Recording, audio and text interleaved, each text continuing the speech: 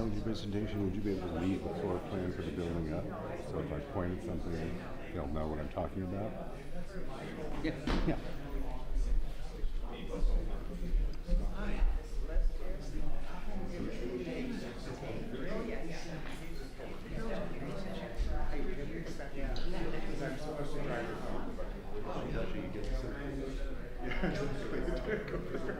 You can't even just agree with me for once. Poor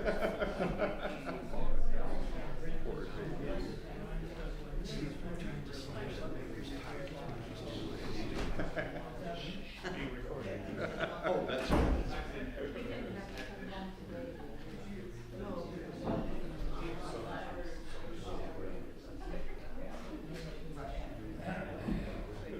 So I read the review of the main so but the main concern is that they don't make an approval that it's going to require right? So we feel that unfortunately they recommend that they conditionally approve all these conditions. So that's good.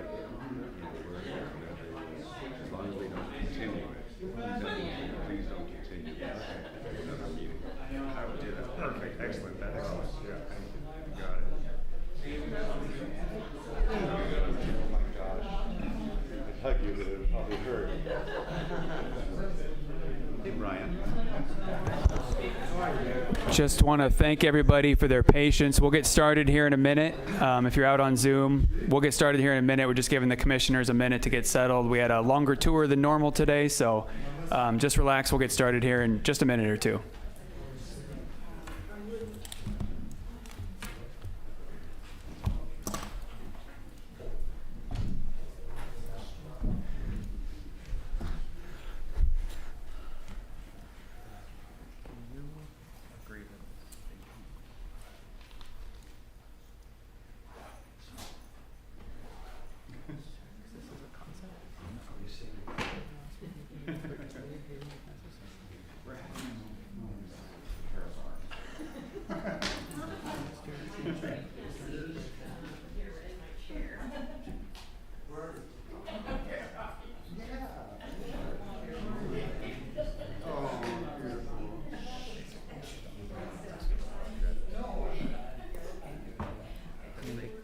They could, like you're saying, they could excise that part of the project.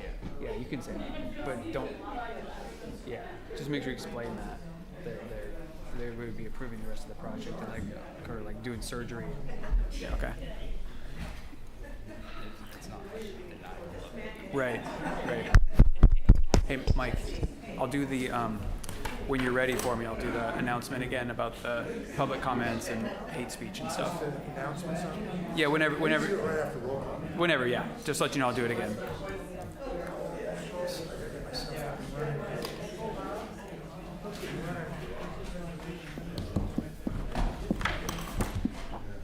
Leah.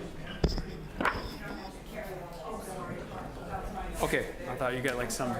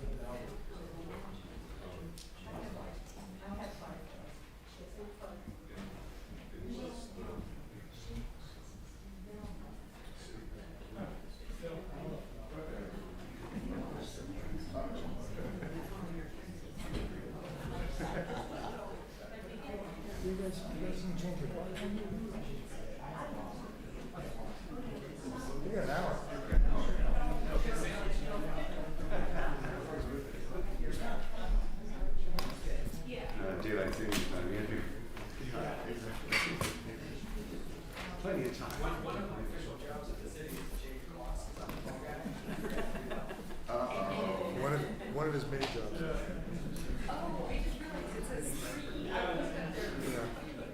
So, are you ready, Leah? Okay.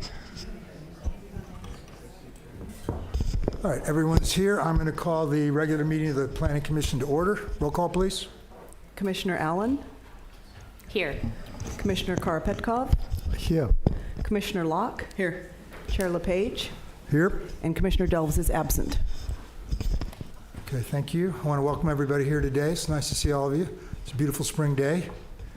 We have an announcement from the director as to the conduct at our meetings. Thank you, Mr. Chair. As we have been doing at these meetings, I just want to make an announcement that under the Brown Act, public comment for matters on the agenda must relate to that agenda item, and public comments for matters not on the agenda must relate to a subject matter that's within the jurisdiction of the body. In other words, something that the Planning Commission actually has the power to consider. So this is a fair warning that if a member of the public attending this meeting remotely violates the Brown Act by failing to comply with these requirements, then the speaker will be muted. In plain language, what that means is we're not going to accept or allow any sort of hate or intolerant speech that has nothing to do with anything under the jurisdiction of the Planning Commission. So thank you, Mr. Chair. Thank you. Okay, at this time on our agenda, I would like to invite anyone from the public that would like to address the Planning Commission on any matters of municipal concern which are not on our agenda tonight. So this is our opportunity for anyone from the public to speak to us on anything that they're concerned about in the city. Anybody want to come forward and rattle our cage? Leah, is there anybody online? Yes, we do have Shirley Moon. Yeah, I can't see them, so.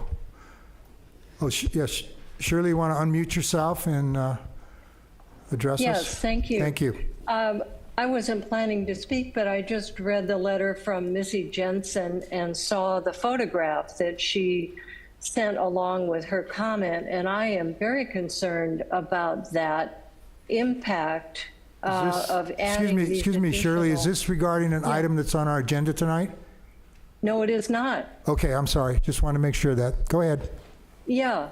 I think you should have it on your agenda at some point, but this was another public comment about the extension of the chimneys. And anyway, I am totally concerned as Missy is, and I'm just surprised that that could be done. So I would love to have the Planning Commission look into that. Thank you. Thank you. Okay, is there anyone else that would like to address the Planning Commission on any matters of municipal concern which are not on our agenda tonight? And I also want to mention that items that there are questions or comments that the public brings up this time, we don't usually give them any comment, but they may be agendized at a future meeting for public comment. Okay, I don't see anybody else. We'll move on to the consent agenda. So the consent agenda is considered to be routine in nature, but if any item on the consent agenda, if any of the public or the planning commissioners have any questions or want to make any comments, they can request that those items be pulled for consideration. So we have two items on the consent agenda tonight. Three. Actually, we have three because we do have to include that in a motion. So we have the number one is the monthly report, activity report for the Planning and Building Department. Number two is a use permit 24022, Jenny Kahn. This is for the consideration of a use permit for an ancillary use greater than 10% of the floor area for sale of furniture at the Jenny Kahn retail store located in the Carmel Plaza. And then the last item is the annual general plan and housing element progress report for 2023. And this has been recommended, I assume, by staff for continuance to a date uncertain. So any of the planning commissioners want to pull an item? Go ahead. Yeah, I'd like to pull item 3 for discussion. Okay, item 3 is pulled for further discussion. Any members of the public want any of these items pulled for discussion or any questions they may have? I don't see anybody in the chamber. Anybody online raising their hand? See anybody? Don't see anybody there? No. Okay, in that case, I will make a motion to approve item number 1 and number 2. I can second that. Okay, roll call, please.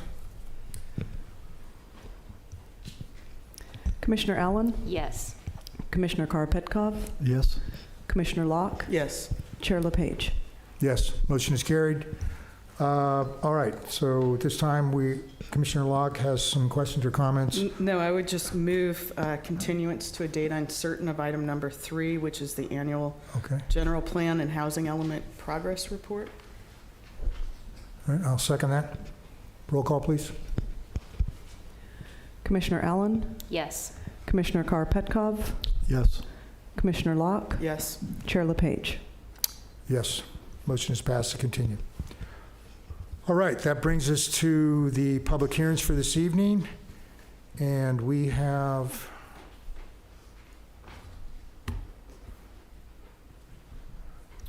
The first item, Mr. Chair. yeah, was the a use first item permit. is recommended for Yeah. continuance.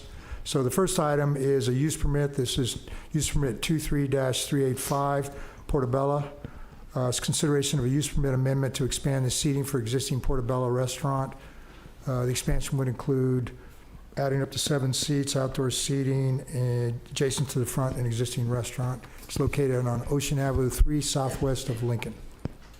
So, does staff have any comments?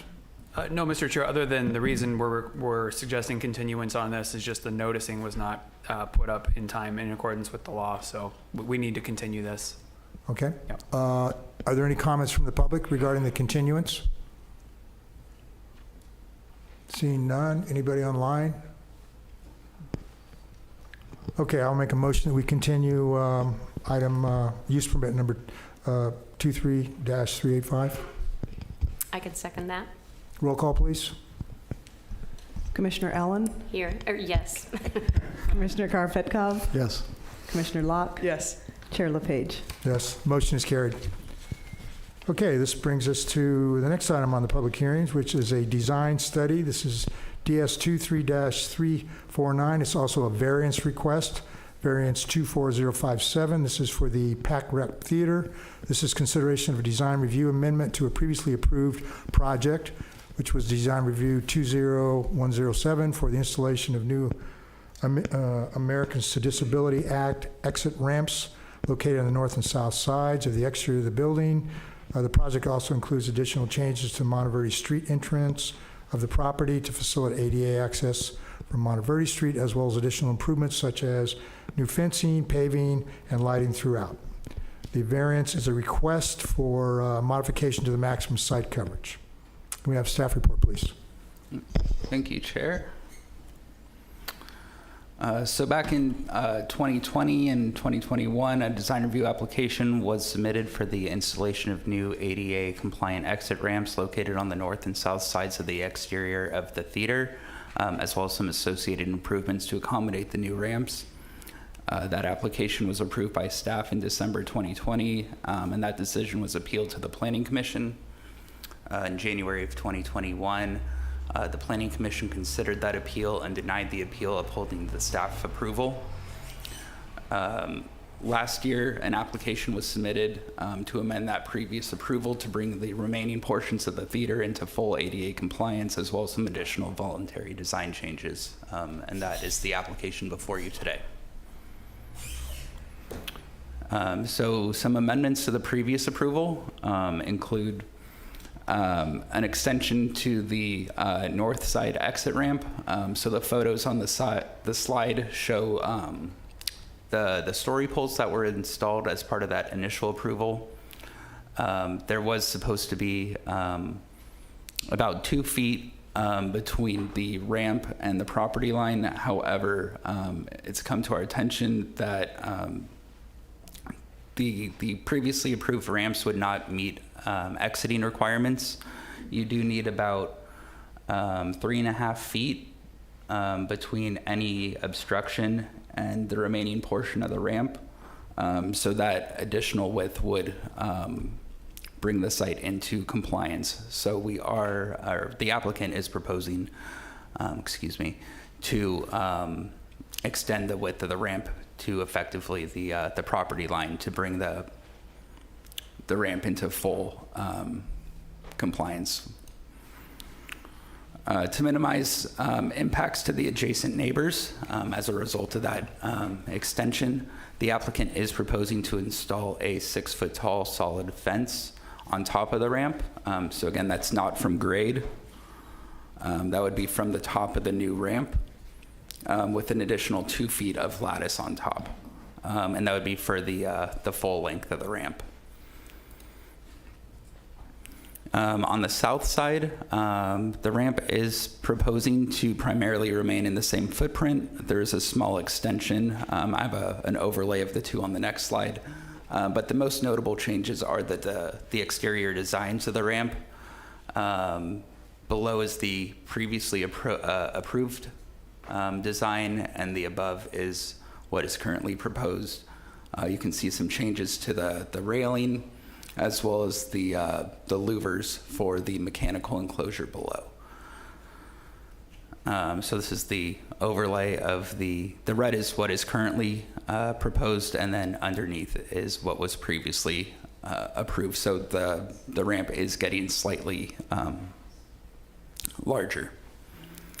We have heard from some neighbors that there are some concerns about noise impacts as a result of the mechanical enclosure. However, the applicant has included a noise study from an acoustical consultant, and that study was included in your packet. And that confirms that the mechanical enclosure would conform with our noise ordinance. The south ramp also is proposed to, or a portion of the south ramp is also proposed to connect to that reconstructed walkway. The fence or the wall between the southern property and the subject site is proposed to be reconstructed. We do have a recommended amendment to the resolution to allow for some additional height versus what's proposed currently. So right now, if an individual were to be standing at this proposed location, which corresponds to this location on the site, the fence would only be about 5 feet 4 inches. So to afford some additional privacy for this property owner, we are recommending a additional allowance for the height to exceed 6 feet tall, similar to what was proposed on the north side. So at the Monteverde Street entrance, one of the outstanding ADA compliance matters is this ramp at the front.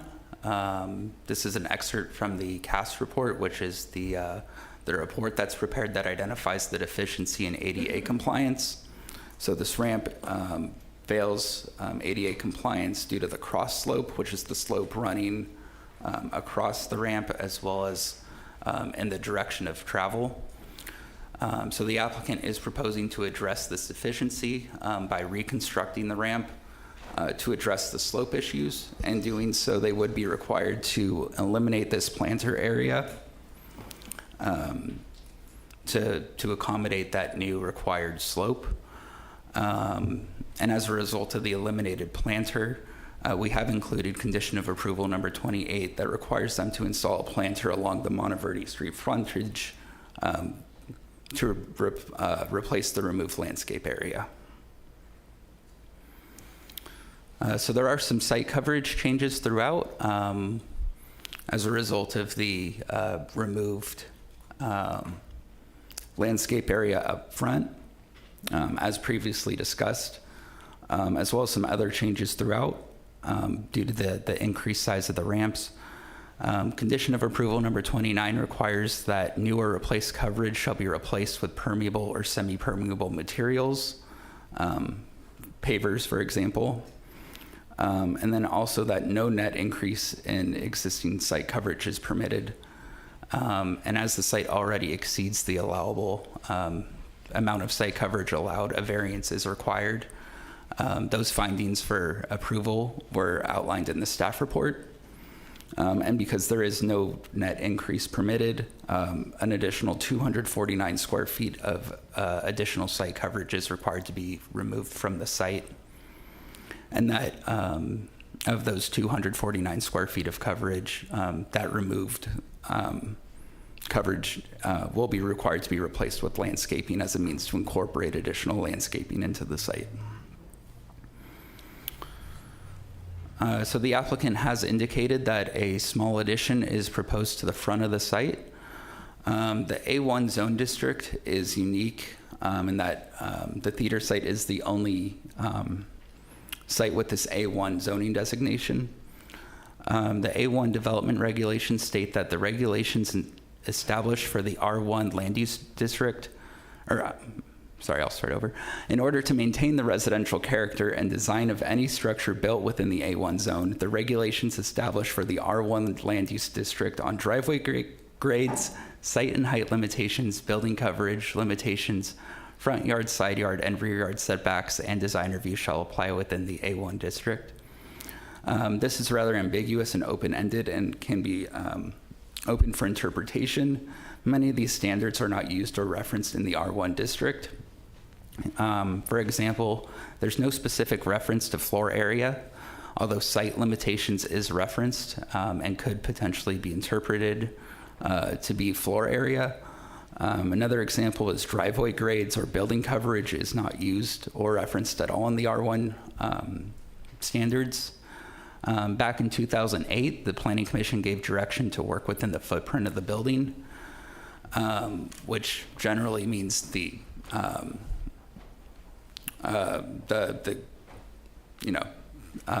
exterior walls covering, the excuse me, where the building meets the ground. So this would be considered an expansion of the footprint.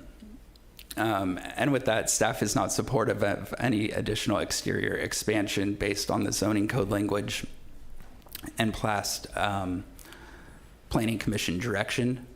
However, the interpretation is ultimately the decision of the current Planning Commission. This code analysis or review could be deferred to a later hearing if necessary.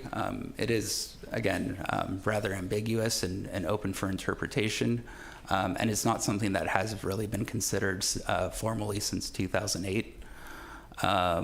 So if you did want to defer it or not take action on it, that wouldn't necessarily mean a denial of this. You could consider the remaining portions of the project, and we could reconsider this portion of the project at a later time when we could do a deeper dive into this section of the code. So in respect to the fence and lighting, condition of approval number 31 states the fence shall be revised to comply with the residential design guidelines. The applicant is proposing a fence similar to the design shown here, which is not consistent with our residential design guidelines, even though this is a photo of an existing fence in town. The design guidelines discourage the use of wrought iron fences, and what we really want to see is more of a handcrafted wooden open fence. The fence that's currently installed on site was just a temporary fall protection measure, so we are looking for a more permanent fence design that's more integrated into the site. And then the applicant is also proposing to replace the light fixtures at the front of the site. However, the proposed light fixtures are inconsistent with our design guidelines as well as our lighting standards, so a condition of approval has been included, giving the applicant direction regarding compliance with our lighting standards. And with that, staff recommends the Planning Commission adopt a resolution as described on the screen, and that concludes my presentation. Happy to answer any questions. Questions for staff from the commissioners? So Evan, Go ahead. so we were standing there and we saw that little triangle that they were asking if they could bring the building or build out and add some square footage, and you're not recommending that at this time, correct? That's correct. Okay. And is there any sort of reason why they would need to do that from No. your standpoint? No, it's not a accessibility requirement. The bathrooms are already ADA compliant. There was a late correspondence that was provided to the commission that explained the desire by the applicant to expand Gotcha. the restrooms. Okay, thank you. And Evan, your reason for that finding is? The development. Go ahead. The development regulations do not do not give an allowance for expanding the building further. We don't have a building coverage limitation for the R1 district, and the past direction from the Planning Commission has been to work within the footprint of the building, and this would be expanding the footprint of the building. So the finding is that the code doesn't support expanding the footprint. Yes. That's correct. Is that Yes. correct? Yes. I understand that. Okay, thank you. Any other questions for staff? Stephanie? Or One Commissioner question. Petkoff? Yeah, thank you. What is driving the requirement for the fence? Is it necessary to have a fence in front of the building? Yes, it's fall protection. So I don't know if I have a. So there's a pretty significant drop off between the sidewalk and the grade below. So my understanding is it's either 36 inches or 42 inches, or it might be 30 inches or 36 inches. When you have that grade differential, you're required to have a fall protection, so like a guardrail of sorts. So it doesn't have to be a fence, but you do have to have a guardrail of some sorts. Okay. It's the building code that requires it. It's not a planning requirement, but the building code would require it. And a fence could accommodate that as long as it's engineered accordingly. A guardrail is an option, yeah? Mm-hmm. Okay, thank you. Okay, any other questions for staff from the commission? Thank you, Evan. Okay, at this time, I'm going to open up for public comments. Before I do, I just want to kind of set some of the ground rules we follow here. Applicants I allow them 5 minutes to make their initial presentation. The public is allowed 3 minutes to make their comments. If you need extra time, just request it. I'll grant it. And typically, I allow the applicant and the public additional time for rebuttal. So this time, I'm going to invite the applicant to come up and address the Planning Commission. Hi, everyone. City staff, members of the commission, Chairman LePage. I'm Stephen Moore, founder and executive director of Pacific Repertory Theater. I want to be respectful of your time, so I'll just jump into our response. We find that we are in agreement with 32 out of the 37 conditions of approval. So I will merely address those 5 remaining items. First off, I'd like to address the rather quizzical statement from the previous Planning Commission that I believe Commissioner Locke questioned during our previous appearance.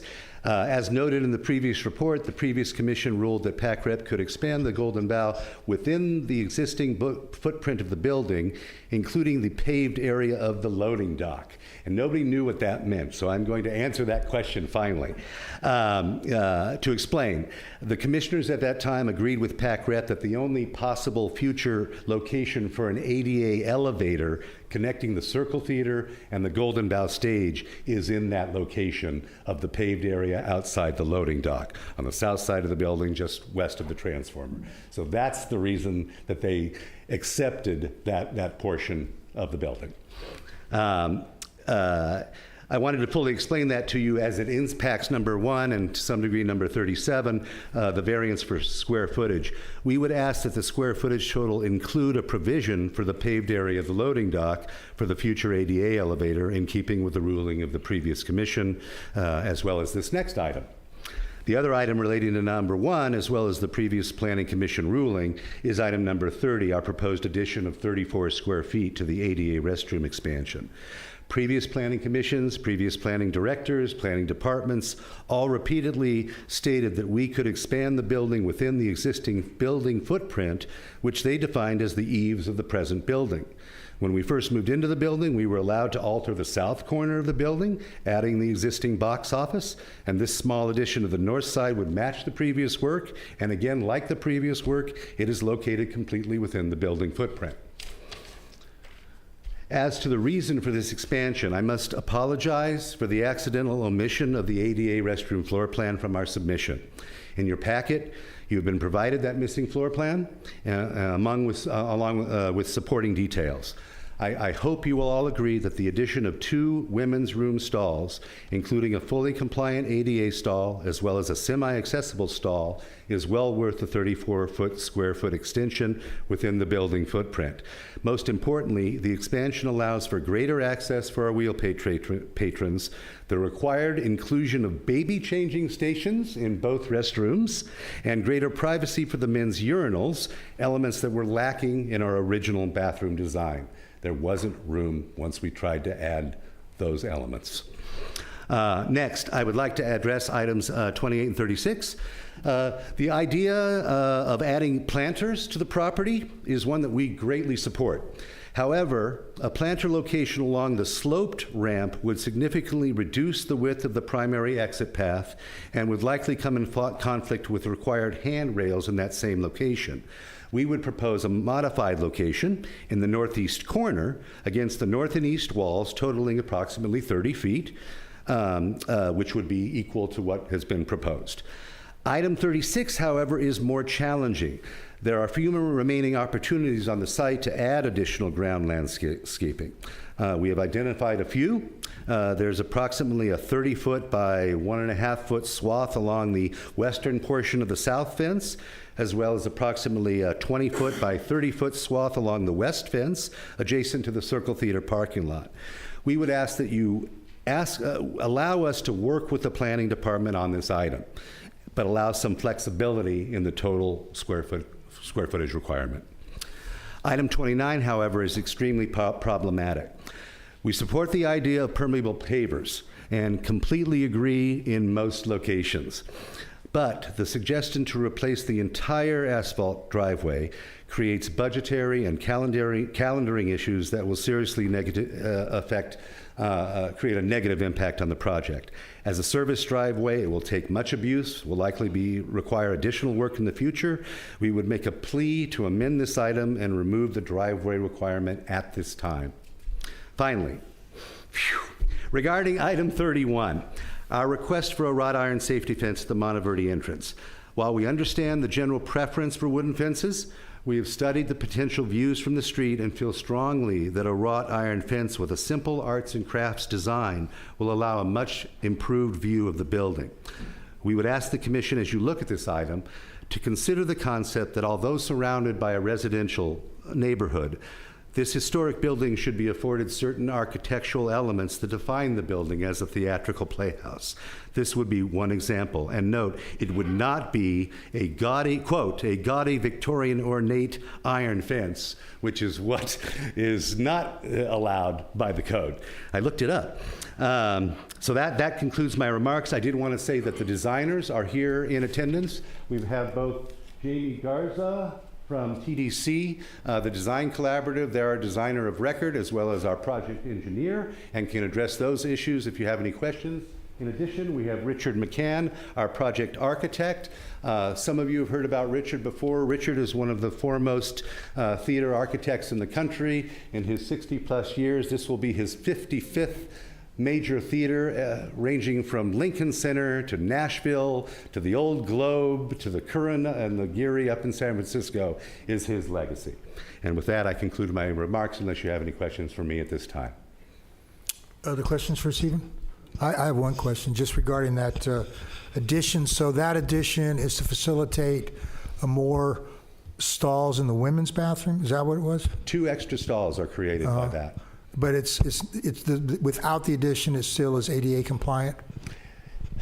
Or is that part of the? No, it's not. It is on paper, but once we tried to fit the baby station, the 4-foot required approach to each urinal, as well as when you open the men's room door, you have a view of the men at the urinals under the current design, and that's just not right.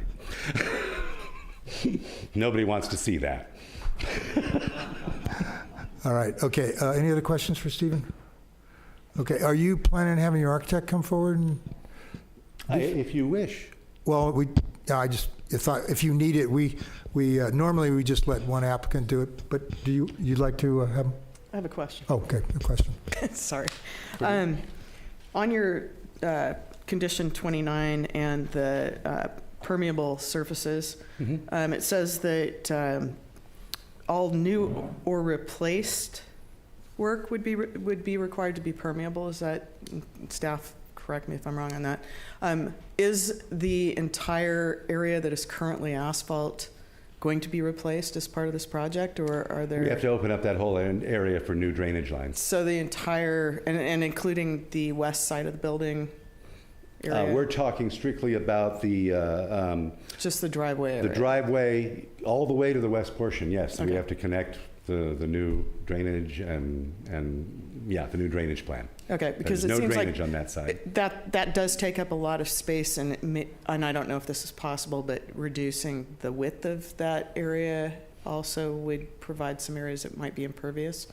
I don't know. The driveway right now, which will still be a service way, access way, there's less than 8 feet at the top there. So to be able to drive up to service the air conditioning area and offload stuff to that stairway and stuff, it's about as small as it can get. Okay. That's why I said once the driveway widens out toward the bottom, then there is room on the west side for a good 18-inch planter for about 30 feet. To create some space there? Yes, yeah. Okay, So that's thank one you. of the 2 areas that we have identified. Okay, thanks. Yeah.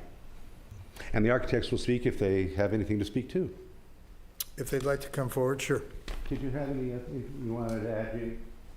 Great. All right. This will be Jamie Garza from the Design Collaborative. All right, thank you, Stephen.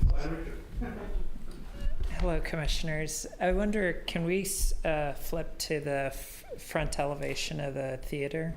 We wanted to present kind of the fence here, and I wanted to speak to the safety aspect of it. It's not a typical picket fence, so that's kind of what's proposed there. That's the drop-off you're seeing. You see the ramp going down. So this is basically a guardrail. We proposed a steel picket fence to have that permeability and to look as close to a picket fence as possible. When we design a guardrail, I'm a structural engineer, we will have larger posts, so it won't look like a typical neighborhood residential picket fence. It'll look like more of a solid fence with large posts that have like strong connections at the base that will be visible. So the steel picket fence actually allows us to have this kind of a closer residential picket fence is kind of our is part of our position. That was my main addition to the comments. Yeah. And Richard. The only thing that I would add to what Jamie said is it's a matter of scale in terms of architectural vocabulary. So that the ornamental iron, you get a tremendous amount more strength for a very small, much smaller and lighter look. So that's the architectural reflection on that. And I would also, if we could go to the plan, the new plan, Evan, we are open. We have proposed permeable paving on the ramp, so we are proposing asphalt for the tire tracks and a permeable paving strip down the middle. And then everywhere else that's flat, we are proposing permeable paving. We recommend that 30-foot ramp that's the entry, and then other ramps on grade on the north and south be concrete and not permeable due to safety concerns. Carmel has a variety of a population, and we think it's a big safety concern to put permeable pavers that will become uneven over time, and we'd like to request the Commission consider that the ramping specifically be solid concrete with cut lines to look like pavers, so that it'll still have that residential feel, but it will be safe and the pavers won't move over time and create tripping hazards, especially at the ramping. All the flat areas, I believe we're definitely proposing permeable pavers. So those areas that you're requesting concrete is in the drawing here, that's in the upper left-hand corner, that strip, or is it also the additional area So it's that. It's up on the, It's be to the the northwest right. corner. It's on Monteverde Street, so you enter that Oh, up here. 5-foot landing, and then you Okay. go down 30 feet. Okay, all right, so that's where you're requesting the concrete as opposed to Yeah. pavers, all right. And then on the Thank you. south ramp and north ramp, part of that will be paving on grade, and those ramps are both 30 feet long and are primary accessibility and egress out of the building. Okay, thank you for clarifying that for me, appreciate it. Chair LePage. And you might just take into consideration that these ramps are at the maximum, 1 in 12. That's the maximum that's applicable to ADA. And just going one step further, several years ago, many years ago actually, we, at the Seattle Center, which has a large open space in the urban area of Seattle, we used a paver for the purpose of permeability. And we found that we had a number of issues with the level and the evenness of the pavers, especially with women that wore different types of shoes. And so we're still looking for the magic wand, you might say, that would give us some kind of a material that would have the permeability that's necessary and still the smoothness of a concrete surface. So that said, the building code also, of course, has a coefficient of friction that you have to maintain with on a 12 or on 1 in 12 slope. Okay, thank you. Evan, you had some comments? Yeah, just to clarify the ramp material, condition of approval number 29 does have an allowance for the ramps to be set in mortar, but it currently states that it should be a paver set in mortar. So I believe what the applicant is requesting is an alternative material to the paver. Is that correct? Yeah, those ramps are intended to be concrete with saw cut lines to look like the paving. And that's a change from what was submitted to you for review? Currently, the ramps are proposed to be set in concrete. Pavers set in mortar or concrete? No, the condition is pavers set in mortar. The applicant is requesting concrete cut to look like pavers. And that's a request they're just making at this hearing? Yes. Or it was in the package, yeah. His resolution is recommending changing it to pavers, or that's the planning department's recommendation. So you requested the concrete, and he's suggesting the pavers? Correct. Okay, just wanted to get yeah, go ahead. There is pervious concrete. Is that a possibility in this case? I mean, there's a lot of permeable proposed. I think pervious concrete has joints in it that allows the pervious. Well, it's a lighter concrete than the solid concrete, so it allows the water to go through. To percolate through. Yeah, I think the joints are the places that water goes through. So I think it would probably have something built into the concrete slab, like some drainage elements. So you have not worked with that material before? No. Okay. We can look into it. I think that would be something to do. I have a question, too. But the only thing I say on that is that the aggregate that you use with impervious or pervious types of concrete are part of the issue. They are the density is very light comparison, and so in areas where there's a large amount of water or rainfall, we've had failure of that material at the 4 to 5 inch thickness. And so my idea was to go to 12 or 14 inch thickness, which is huge. I mean, that's a sidewalk that's this deep. Yeah. Well, we don't get that much rainfall around here, so we haven't tried that yet. Okay. I don't have an answer to that. But the failure that I'm talking about was just plain absorption, capillary absorption of the pores of the concrete, and they spalled away after about 5 years. And we would be happy to work with the planning commission or planning department to explore that option. Thank you. I have a I just question. wanted to add on that, on answering that question as well, that side of the building, the southern side, it takes a beating. It just, we have metal doors that just disintegrated within 3 or 4 years, the old wooden ramps and everything. Between the rain that beats down on that side of the building, and the sun warms it up, and then it's just the direction that it's facing south, that side is a maintenance nightmare. So that's some of these reasoning. Thank you. Commissioner Karapetko, you have a question? Yes. What is the height of the proposed metal fence? It's 3'6", and it'll step down. The sidewalk slopes, and we're proposing, if you can go back to that elevation, we're proposing that the fence steps down horizontally. And that's more in character with the arts and crafts style, but it's 3'6" at all locations. 3'6" or higher, as the sidewalk slopes up, it's the highest point.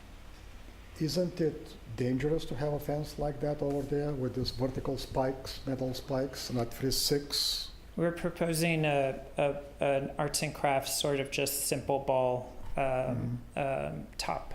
So we don't want spikes, no. That's a hazard. Yeah, so if you zoom in, it'll be a small ball at the top that'll be the cap of the post.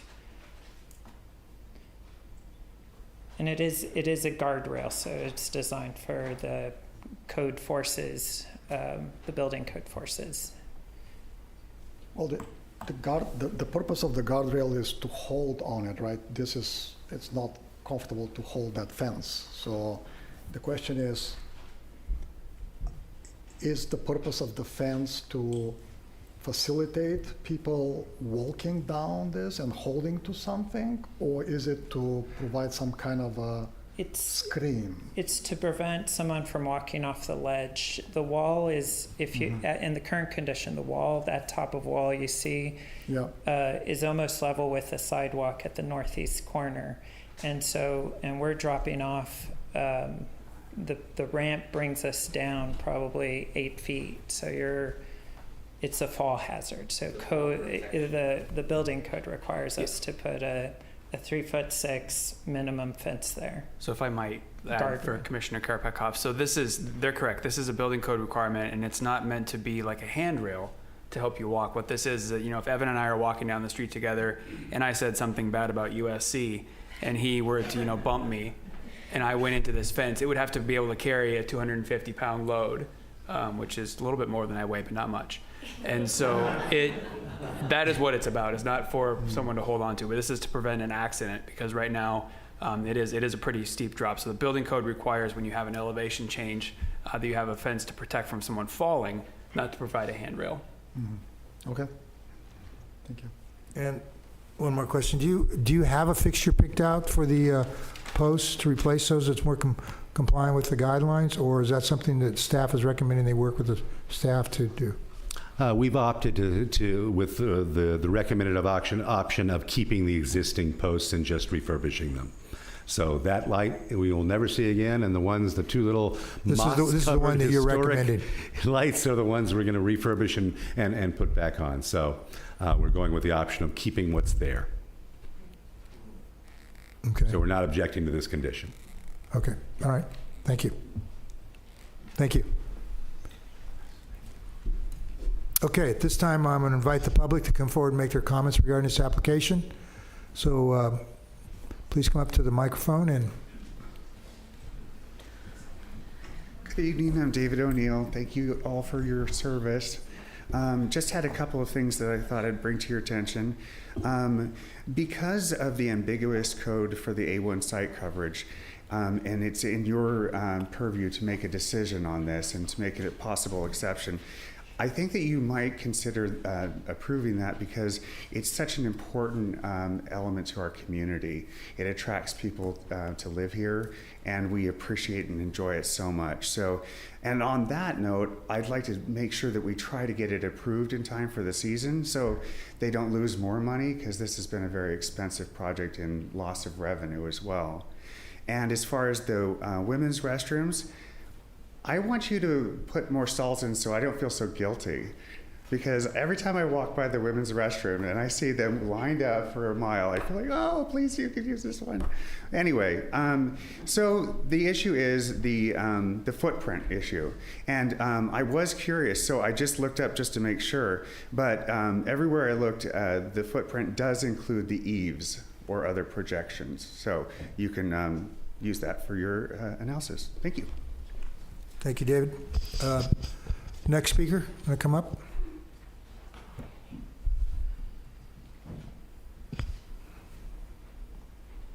Good afternoon. My name is Paige Healy. My husband and I live on the north side of the theater, and I believe you all received photographs that we submitted. I really don't have any questions after hearing your presentation, except that we would like to request a meeting with the architect to discuss the fence that is going to be raised next to the ADA exit on our property line to ensure our privacy and security. So if that can be arranged, we'd appreciate it. Thank you. See, Ken's coming up here. Can you hurry up, Ken? You're prejudiced. I just had to give you a little jab, I'm sorry. Hardworking people. I wrote my master's in public facilities, in large public facility gyms, halls, and it included everything that people should look for and everything, square footage for seats and the whole thing. And when I got done, took it to the committee, and it was going pretty well. And one person said, I think you should put something in there about having more space for the women's bathroom than you do the men's. And so I took it at that, and I thought I was pretty good, and I couldn't figure out why, and all of a sudden somebody told me, the women have stalls. I never thought I'd talk about this one. The women have stalls that take up a lot more space than the urinals that men have. Men can stand shoulder to shoulder. Yeah, we know that. Okay. But women can't. And so I really think an additional 2 seats in the women's bathroom will be a joy for the ladies, and I think it will show a little empathy for the problems that not enough seats cause. And one of the other things that happens in the theater is, and I've talked to Mr. Moore about this, is that there are times when there's still people waiting to get into the women's room, and the intermission is over. So they have to extend the bloody thing. And then and I was there one night, and here comes a lady kind of trying to get to her seat, not noticed. And then a little while later, a gentleman was escorting his wife quickly down the aisle to their seat. It's a fact, okay? So that in itself wasn't worth the play, because the way they were they were embarrassed, damn it, they were embarrassed. So give a little bit of square footage, please, and think about some factual things that have something to do with health and the fact that you got to have enough space to do the job. Thank you. Thank you for your comments, Ken. Okay, is there anyone else who would like to come forward and make some comments? Come on up. Hi there, commissioners. My name is Linda Goldman. I own a home across the street on Casanova Street with my husband, David Lieb. I submitted a letter to the commission yesterday that you should have received, and it included 3 photos, one of which was from before the construction and before it was painted orange. So I wanted you to see that so you could see the real difference in how it looked then and how it looks now. So I'm not going to go through everything in detail because I put it all in writing to you already, but the 4 main points I made were that the exterior paint color is not good and it doesn't meet the design guidelines for Carmel. The landscaping needs to be improved, and that includes hiding the pipes on Casanova Street in some way with fencing or plants.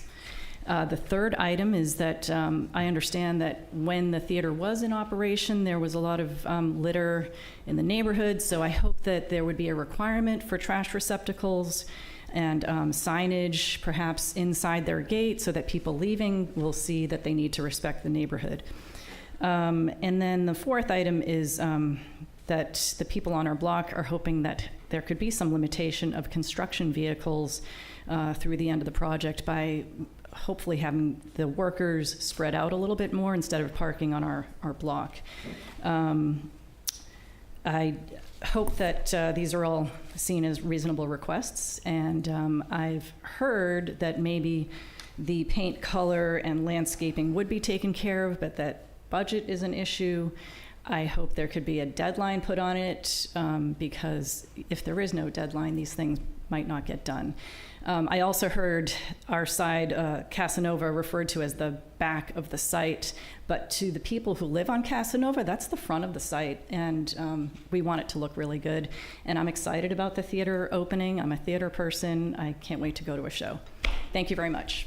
Thank you for your comments. Would the next speaker here in the chamber like to come forward? Come on up.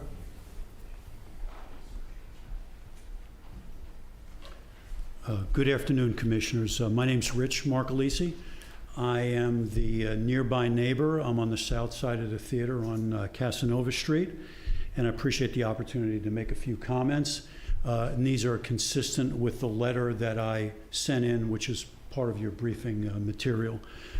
Just to reflect back in 2021 at the January hearing, I did make comments at that time about concerns I had about the addition of the new mechanical air conditioning equipment and the sound levels that would be generated from that. At that point, the request was we should really subject this to acoustical review. And I want to say I'm very pleased with what PACREP has done on this subject. They did engage through their architect, an acoustical consultant. There are two reports in your briefing materials where recommendations have been made. As you can see in those reports, the equipment unmitigated won't meet the 60 decibel noise standard the city has, but if the mitigations are installed, it gets it down to about 54 decibels. My request simply is, as part of your approval of the design review amendment, that you include that as one of the items in the resolution as a condition of the approval. And those are my comments. Thank you. Thank you. Is there anyone else here in the chamber that would like to address the Planning Commission regarding this application? See a gentleman coming forward. Yeah, good afternoon, commissioners and staff as well. My name is Lee Rosen, and I'm the chairman of the board of PACREP. And I would like to really thank the commission as well as the planning department for considering the things that we have talked about this afternoon. And as you saw in your inspection today, the nearly $10 million project that we have underway is moving swiftly. And we expect to have the auditorium construction done in early summer. However, in order to open, we need to have the ramps approved. They're so important for our customers that have disabilities, and we really do want to ensure that all of our patrons can access our theater.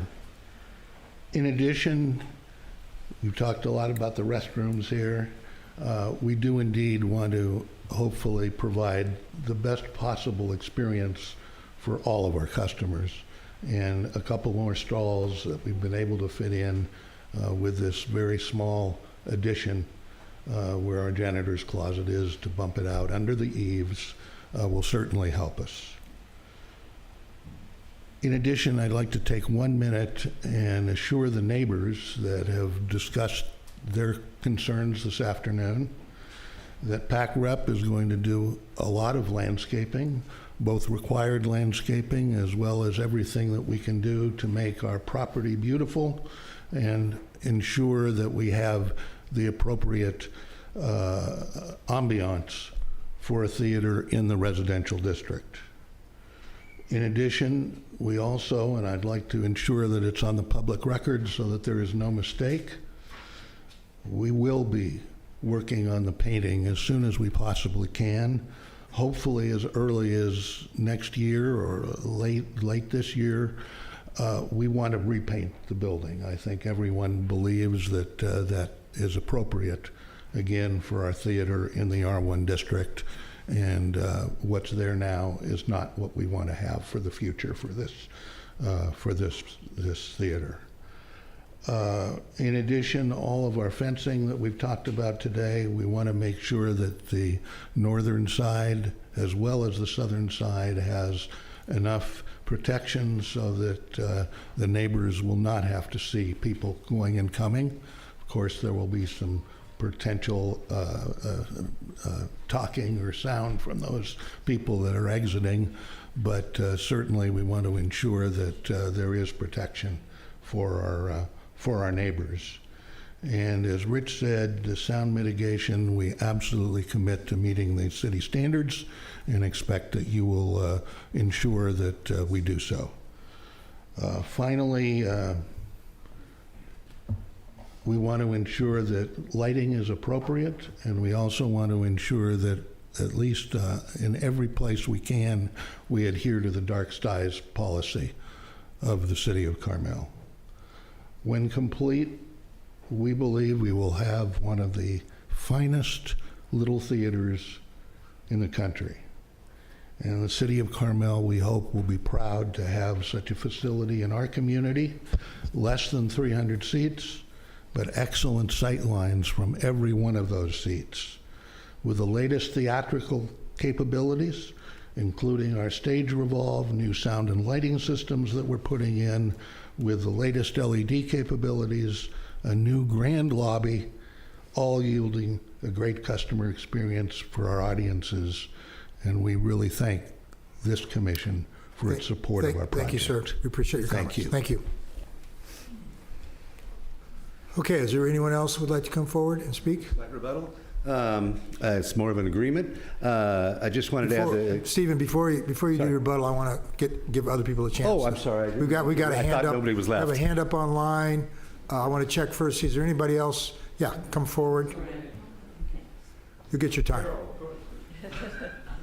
Hi, Carol Hall, Pacific Repertory Board member, and I'm here for the sympathy vote for PAC Rep. I broke both my arms on Sunday walking my dog to the beach, pine cone.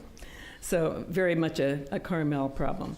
Anyway, I just wanted to say that PAC Rep has been through a lot, as you know, over these last many months, from COVID to increases in costs of both labor and supplies. And Stephen has worked laboriously with others to make this theater an excellent theater for our community. And so they don't lightly make these adjustments or suggestions, hopes for what can be. These are things that make the theater work well, and he knows very well what works well for a theater. And I know that you have to think about all of this, but my plea is that we can move ahead with maybe, if there are any changes, that they can be over the counter, because we really need to get back to making money. And we've had a wonderful group of donors that have kept us going, and we do appreciate that, but we really need to start making money again, and timing is of the essence in that regard. So thank you so much. Thank you for your comments, Carol. Brian, you want to come up? I'm Brian Congleton. I'm here to scare the pants off of Stephen because he thinks I'm representing the neighbors and going to fight this. And I'm not at all. I'm here for something else. But I just wanted to say I think the restroom addition is great. Zero impact. Definitely a plus. And I like the steel fencing. I think it's great too. It's architecturally in keeping with the town. Thanks. Thank you, Brian. Okay, is there anyone else in the chamber? Would you like to come forward, sir? Please do.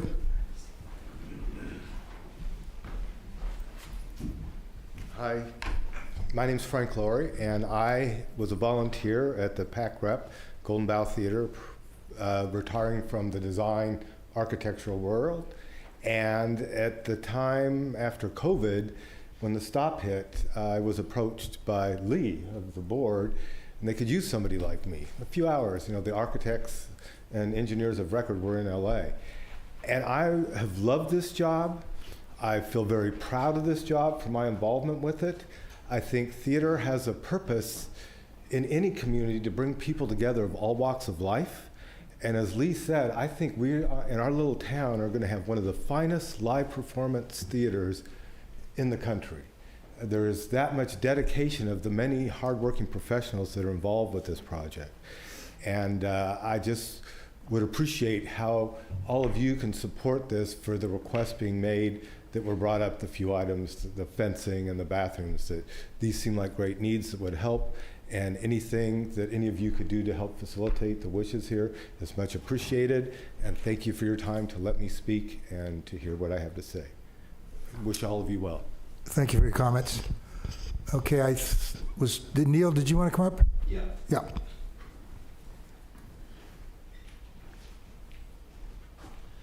Yeah. Neil Cruz and all commissioners and staff and Michael, Chair. When it comes to a really important building like this, I hope that we change our measurements and our policies just a little bit, and we realize that we do have laws and guidelines, and we do want to follow those, and we don't want to break them. As Evan is correct, you know, that staff really can't go outside of some of these boundaries. But you can, and you do have the discretionary power to do that. And since this building is one of those great buildings that really defines Carmel, let's give it what it needs to really shine and to really live, and not let those little problems with code and coverage and everything else, you know, get in the way of doing that. So I just wanted to say, we have a chance now to give this thing all the life it can possibly have. And these people have been through unbelievable struggles to get here. So please help them out. Let's make this a great building. Thank you. Thank you, Neil, for your comments. Is there anyone else here in the chamber that wants to come forward and speak to the Planning Commission about this application? Okay, I'm going to give the people online a chance. Nancy Strom, you have your hand up. You want to go ahead? Yes, hi, this is Nancy Strom. I am a property owner across the street on Monteverde, and I want to lend my support to the project as detailed and as planned. I've read through the plans quite extensively, and I think that the theater has really bent over backward to try to accommodate the requests of neighbors vis-a-vis the fencing and just the aesthetics of the design. I'm looking forward to seeing a revamped theater. It'll be great to see a neater, more cohesive design on the front street.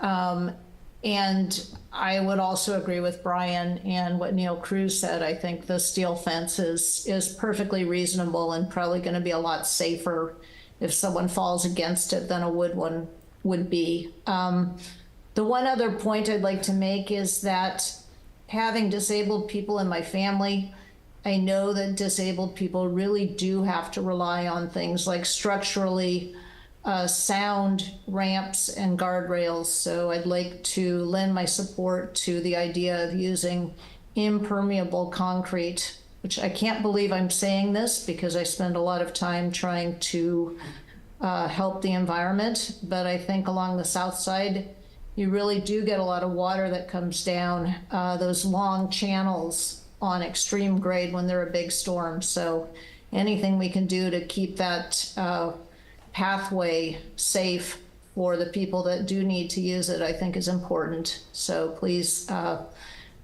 accept, I don't know how to state that properly. Please just accept my voice of support for that idea. Thank you. Thank you for your comments. Shirley Moon, you want to make your comments? I just had two quick comments. I think the addition sounds very reasonable, and I think it sounds like something, if it wasn't approved somewhere down the road, we'd say, what were we thinking? I also think it sounds like, I haven't seen the elevation, but it sounds like it might balance out architecturally the box office on the other side. And that east elevation is a very difficult elevation at this point. It's very complicated and not particularly attractive. So I'm hoping that that would be an improvement as well as a functional use. I totally agree with having the fence that they're proposing. I live across the street from a house with that type of a fence, and it's lovely. And I particularly like the fact that I can look through it and it actually disappears very easily. So there you would have a safety factor added without the visual impact in your face. So I would definitely recommend keeping that. Thank you. Thank you. Is there anyone else online there, Leah? I don't see anybody. Yeah. Okay, Stephen, I'm going to invite you up to make your final comments. Thank you very much, Chairman LePage. Just real quickly, I wanted to echo a few of Lee's comments and actually try to answer directly our neighbor to the west in terms of timing. The landscaping, we absolutely want to return the landscaping that was there before, out there in the adjacent to the street. We do want to cover up that as much as is legally possible of the fire sprinkler apparatus. I know we have to keep the very top of it, I believe, or an L visible to the fire trucks so they can see it when they drive down the street, but we're happy to provide plantings. And we plan on doing that during the months of May, June. Assuming the schedule stays correctly, stays on schedule. That's about the time when all the big trucks will be disappearing and we'll have access to that area facing Casanova. So that's the timing on that. We want to start on the plantscaping, it's a new word, in May, June. In terms of the exterior painting, it was not, the paint color was approved.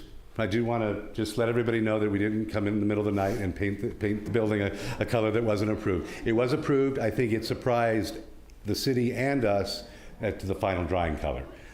Because it's not the color we envisioned, even though it was on the list of approved colors and this and that. It was kind of close to the one across the street.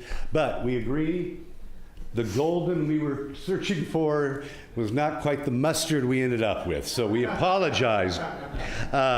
We plan to come back to this summer. As soon as we open, we plan to come back to this commission with a revamped front office plan that would address the new paint color, offices that would fall within the R1 guidelines of height, setback, etc. And at that time, if anything, if only the painting gets approved, we would jump right into that. And it would be our commitment that as we would go forward with that office plan and that second phase of this project, that we would move the painting up to the front of the project. We would be able to paint the north, south, and west walls immediately, and then paint the east wall once we're done with that work.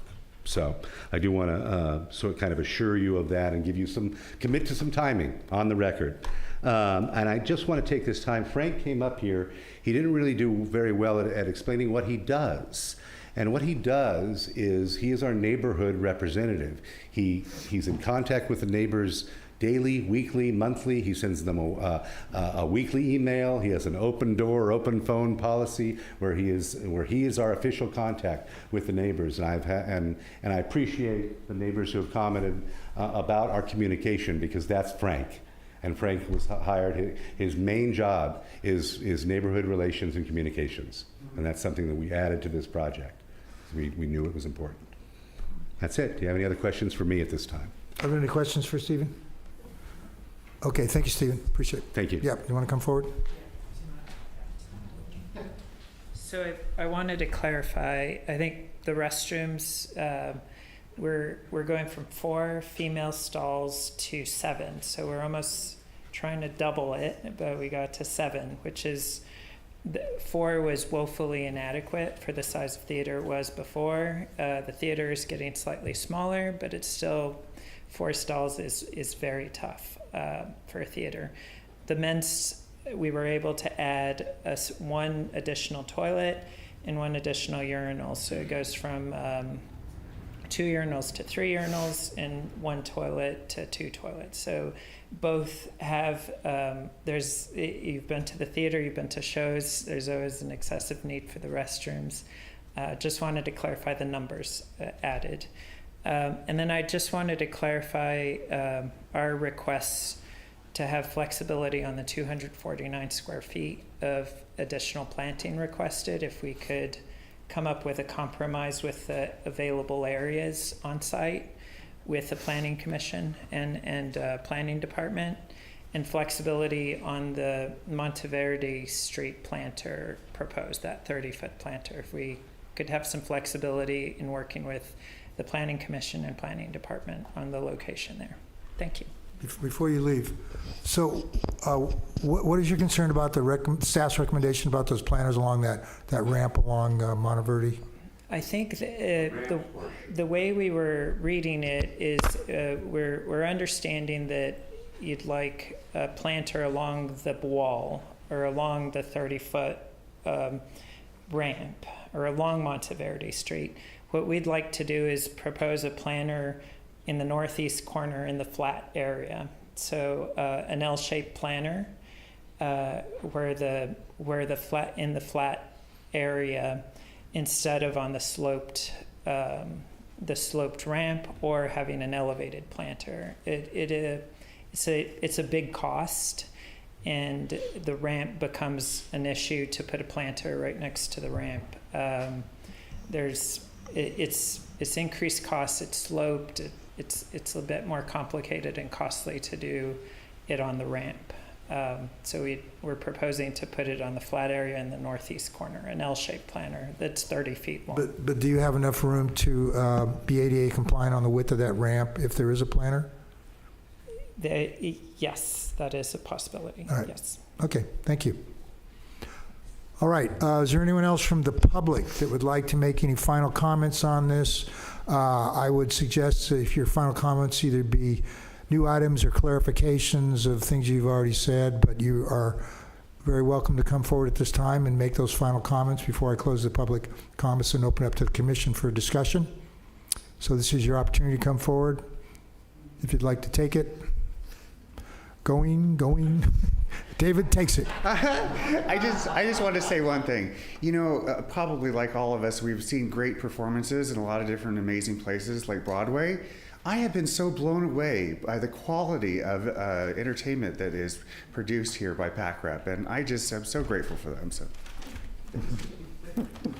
Okay, that's a good closing comment. I'm going to close the public hearing right on that. Thank you, everyone. You had great comments. We really appreciate it. It's very obvious what this theater means to the community and how it enriches it, and I think everybody really understands that and wants to support it. And this is a really big project that the PAC-REP has taken on, but it's going to play forward for generations. So thank you, everyone. Okay, I'm going to open it up to the commission. Did you want to go first, Commissioner Locke? Originally, you told me you didn't. I know. You changed. All right. Thank you.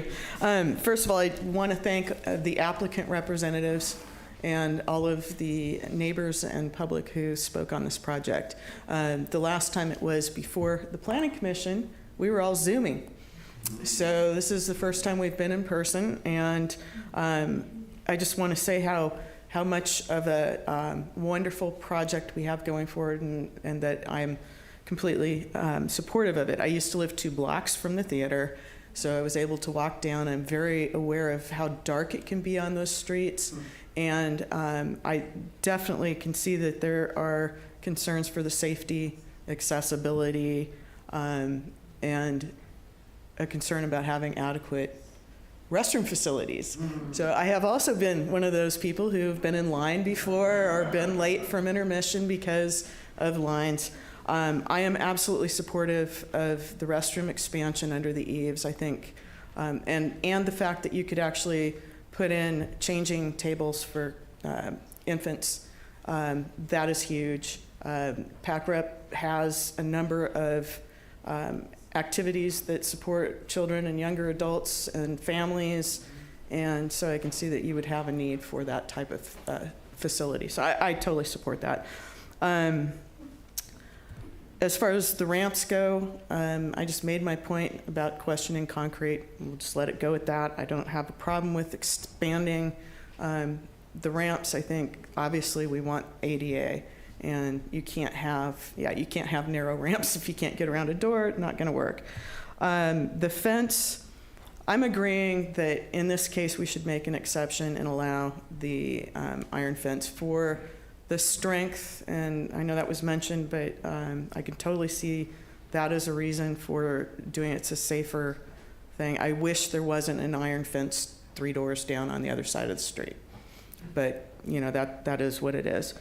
The fire service was previously addressed, so but I think staff, I would like to see a future discussion on screening of utilities and mechanical, and making sure that not only do they get screened properly, but they also are screened by correct paint colors, and not left just looking really bad, which we have a few of those around town that I want to talk about. Let's see, what else did I have? The planning areas, I think, again, I think it's appropriate to have them work with staff on finding appropriate locations. I think that that northeast corner is definitely a possibility. Please don't plant ivy back in there. But I had a rat problem up there too. So, and anyway, I just think that this is something that, again, this is our community's resource, and we need to support it. And I can't wait to have this thing open and people back in there, because it's such a lively, fun thing to have. So I think I've covered everything that was asked for here, but thank you. Did you have any comments on the other, you brought up the comment about porous concrete. I'm not. What, you don't have any more comments about that? Okay, all right. Commissioner Allen, your comments, please. So very similar to Commissioner Locke, thank you. And I just wanted to say, you know, to come into compliance for ADA, I do believe that we need concrete. So that does pose an issue, and so I want to ensure that we have a very extensive drainage plan that can resolve any water issues that might create. And then also I am in favor of adding the additional space for the restrooms. And I actually, I'm sorry to say, I do support the fence that they are recommending. I wouldn't in any other situation probably, but for a commercial establishment with the amount of use that this will have, I am going to have to lean toward going with metal. And I'm thankful that you are repainting, thank you, and that you have, you will be doing the landscaping and taking care of any of the industrial pipes and those types of things. Also with the privacy for the neighbors with the fencing, if we could just ensure that that is a resolution that works for both parties, that would be very helpful.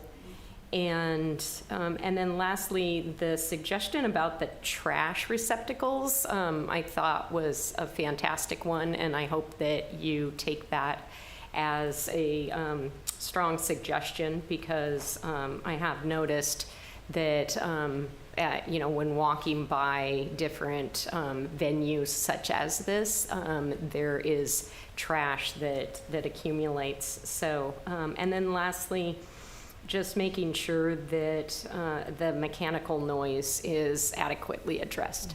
So, thank you. Michael, can I have anything? Yes, go ahead, Commissioner Locke.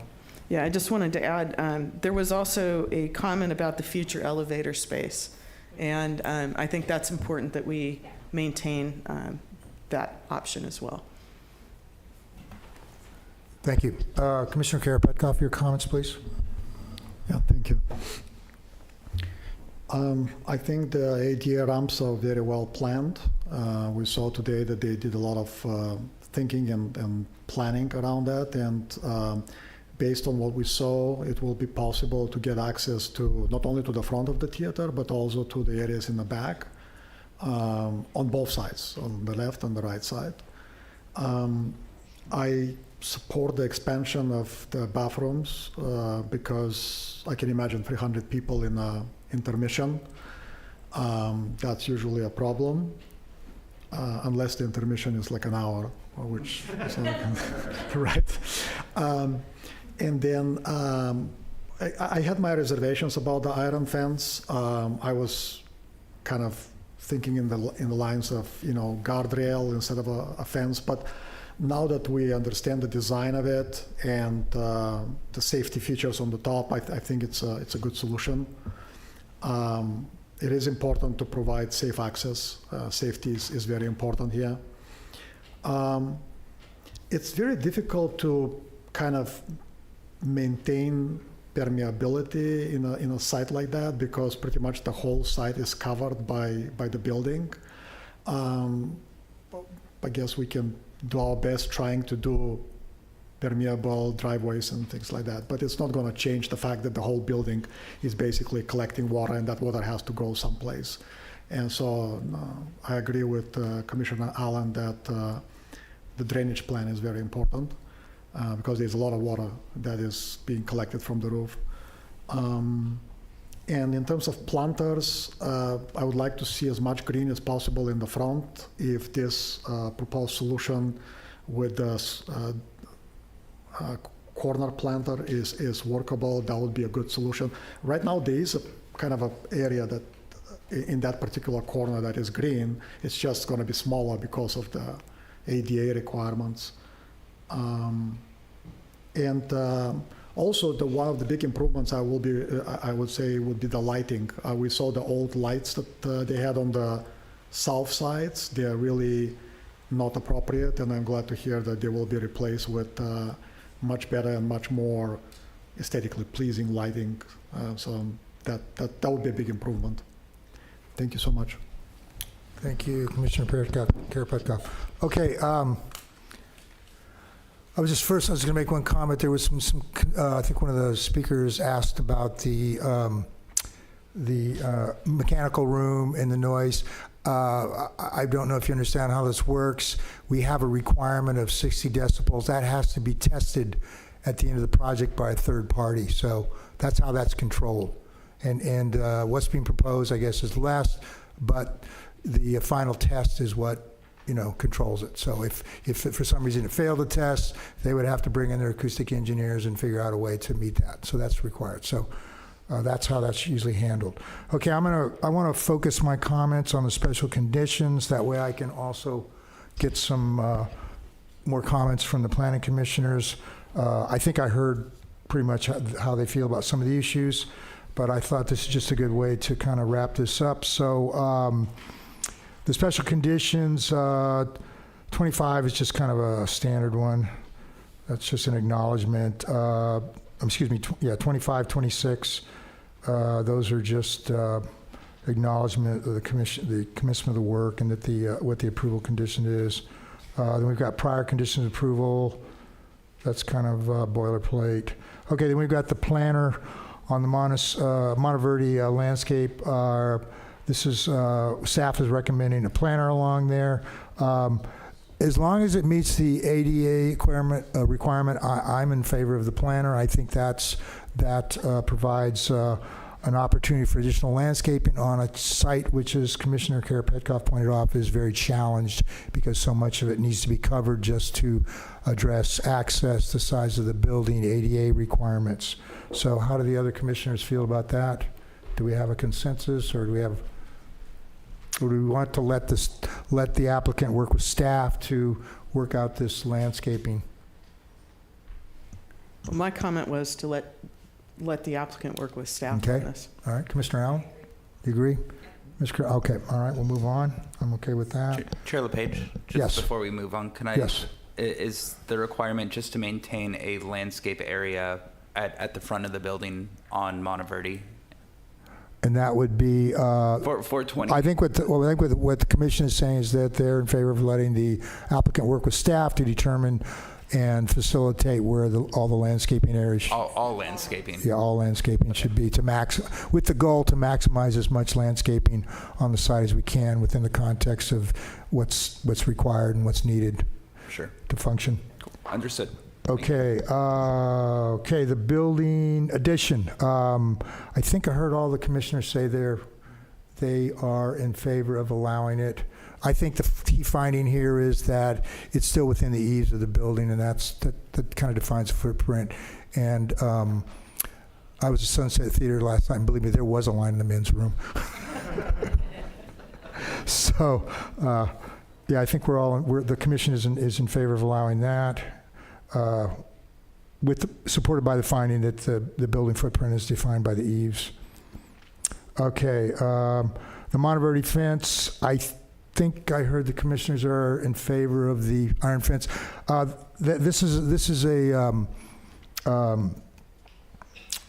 policy with the residential design guidelines.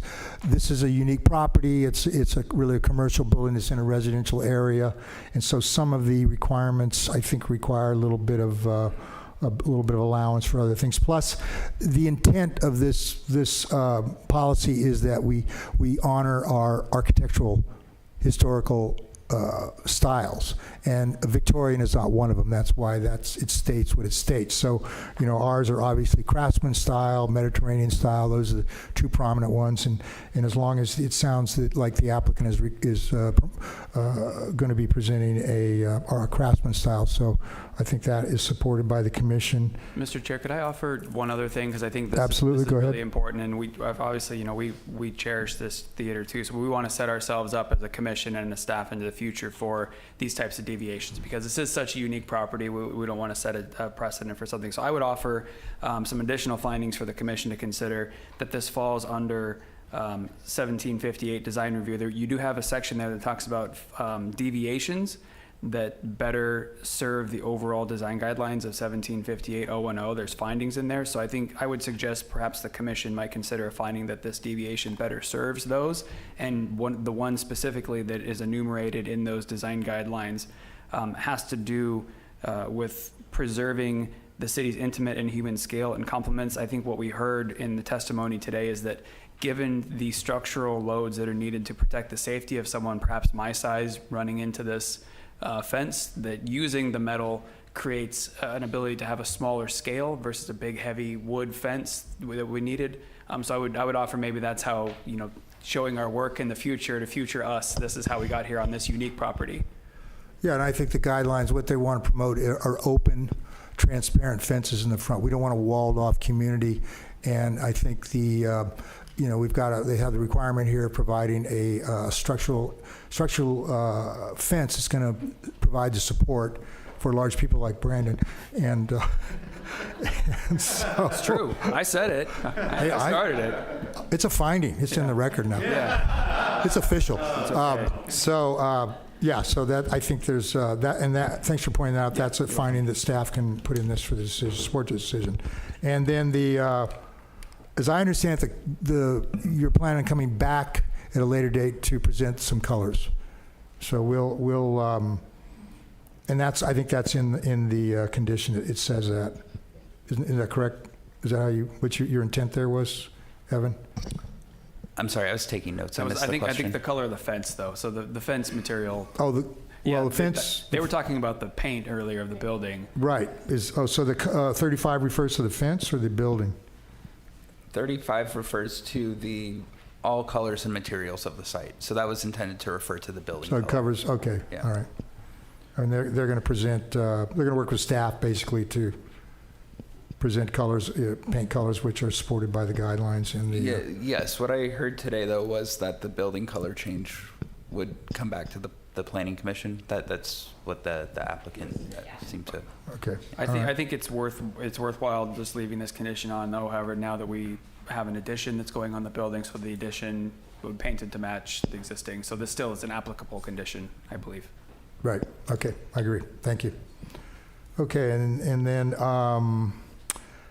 additional landscaped areas, condition number 36. That's prior to building plans should be submitted to the building department for a permit review shall be revised so that any previous paved or covered areas defined as site coverage where such feature has been removed shall be replaced with landscaping in accordance with condition number 17. Do you want to explain that one to me? 17 refers to submittal of a landscape plan, so that would mean any new landscaping would need to be shown on a landscape plan. Okay, so that can remain. Yes.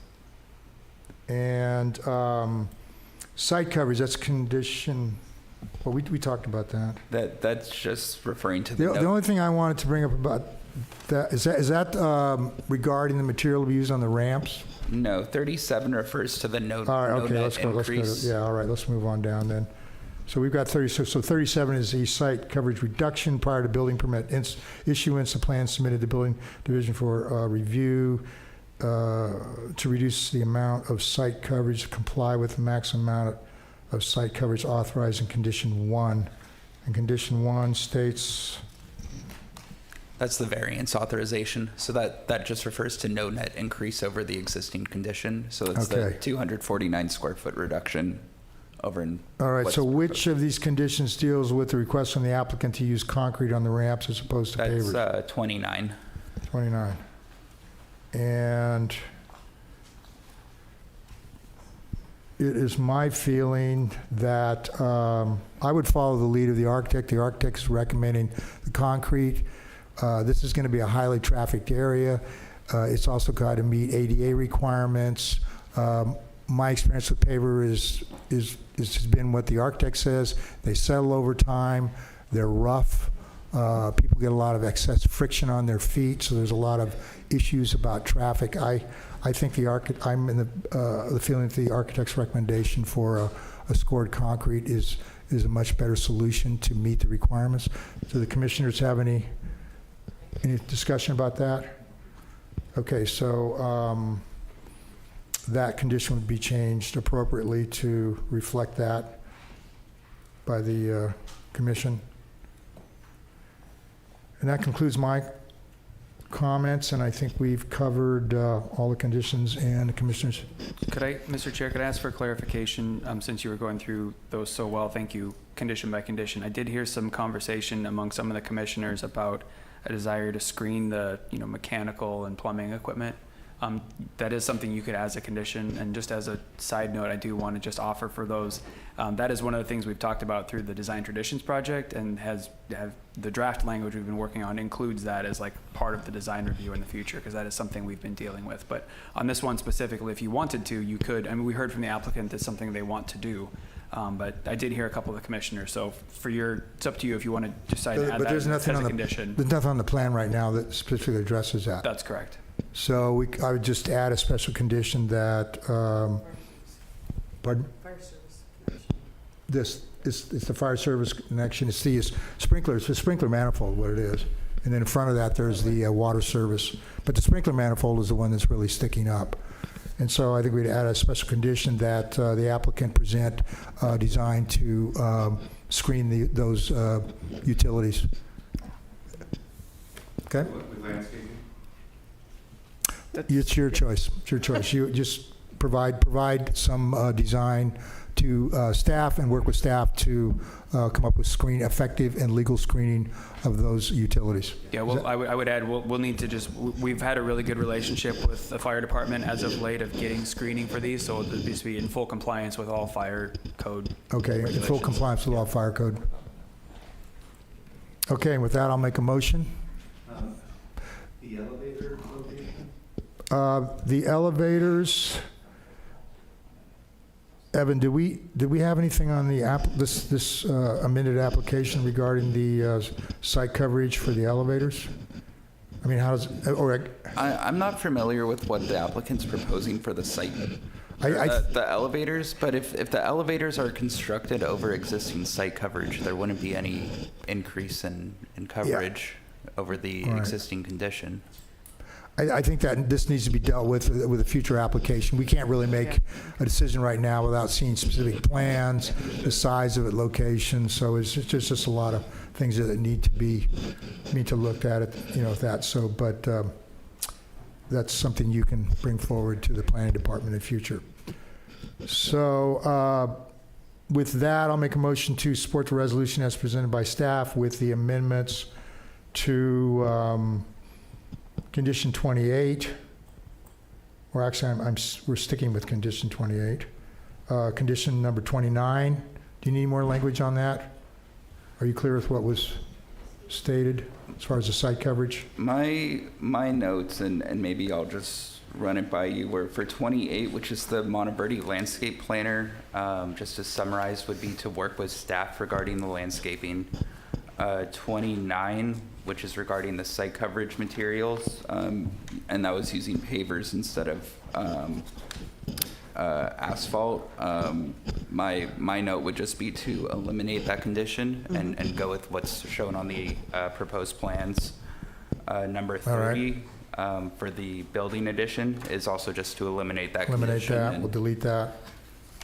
31, which is the Monteverdi fencing, which is to work with staff to replace the fencing with an alternative design, just eliminate that condition and stick with what's on the proposed plans. And then adding the condition for the screening the utilities. And then I do just want to point out that we do have condition of approval number 21, which is the requirement for a drainage plan. So that would take care of that stays, that's needed. Okay. And then we, just as part of my presentation, I did have the note about allowing the additional height for the neighbor to the south for that short 5-foot wall where those stairs are being relocated. So just in the motion, if you would like to consider the additional height allowance for that additional privacy. It's my feeling screening. that the neighbors would appreciate the additional screening, so. Yeah, we support. All right, so that will add a condition for that, to support that. I don't believe you need a condition for that. It would just be part of that. We don't, all right, okay, all right. Okay, that's the motion. Do we have a second? I'll second. Okay, is there any more further discussion? Hearing none, roll call, please. Commissioner Allen? Yes. Commissioner Karapetkov? Yes. Commissioner Locke? Yes. Chair LePage? Yes, motion is carried. Good luck with your project. Thank you. Looking forward to seeing it finished.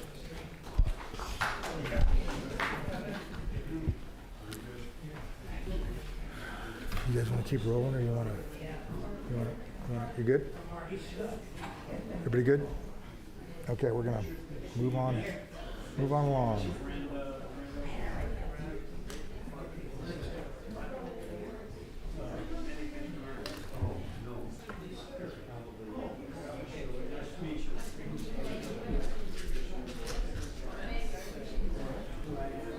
You don't know? You can do it from there? You want to stay in your seat and I'll just present from here? Yeah, we're gonna take I'm gonna call for a 5-minute break here, just to kind of get things cleared out and adjust, stretch our legs. So we will reconvene at 5:50.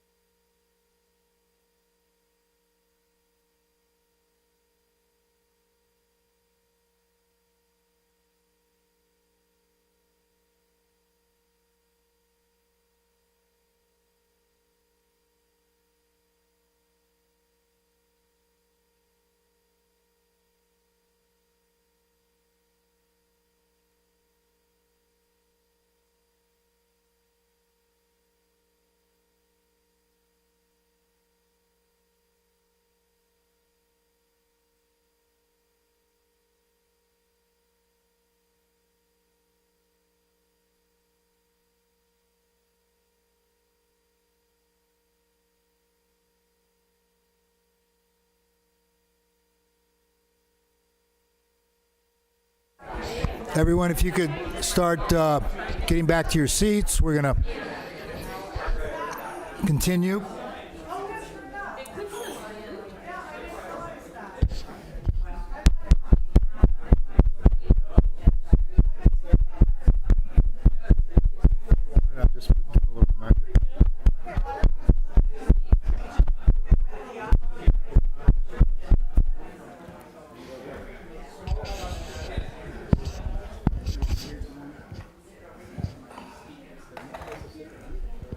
Okay, thank you, everyone. I'm going to reconvene the meeting now. Can we have roll call, please? Commissioner Allen? Here.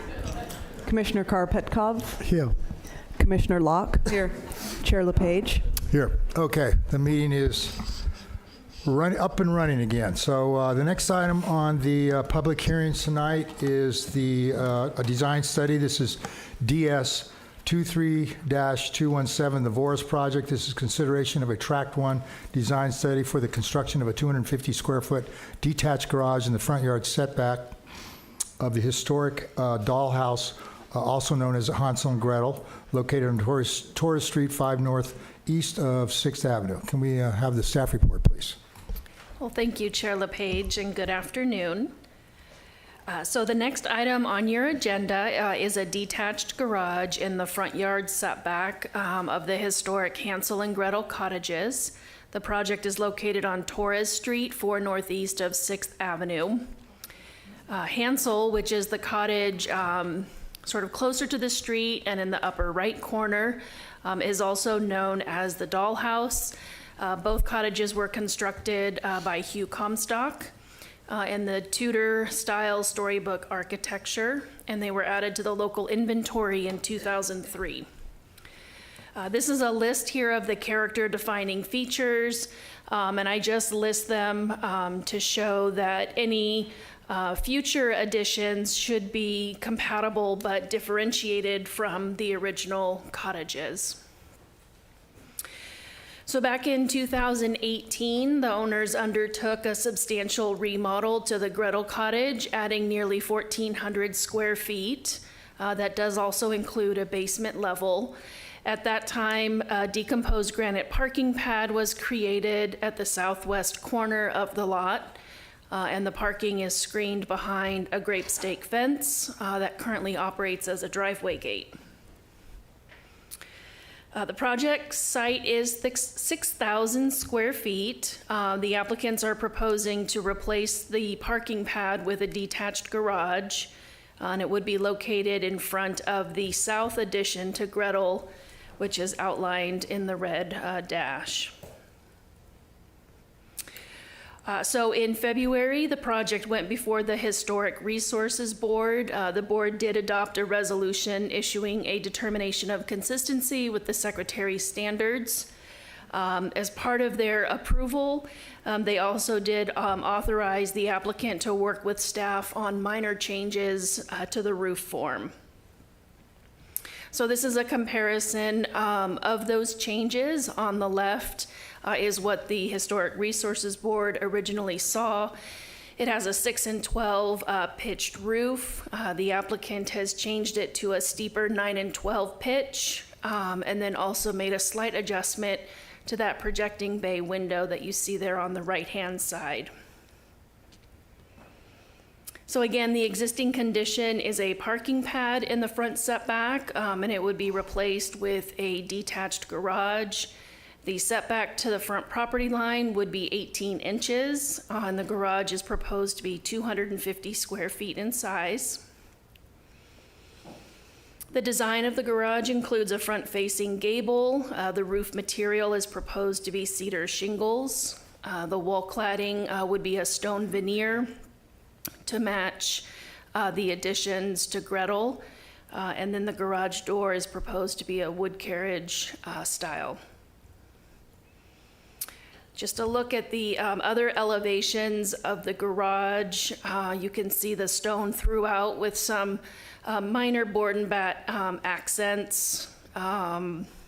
Shed roof on the east rear elevation, as well as a potting bench. So the zoning code allows for detached garages in the front setback, subject to certain standards that are approved by the Planning Commission. The size limitations are 12 feet wide, 250 square feet in size, and 15 feet tall. The applicant is proposing an 11-foot 7-inch wide garage at the maximum of 250 square feet, and the height is 13 feet tall.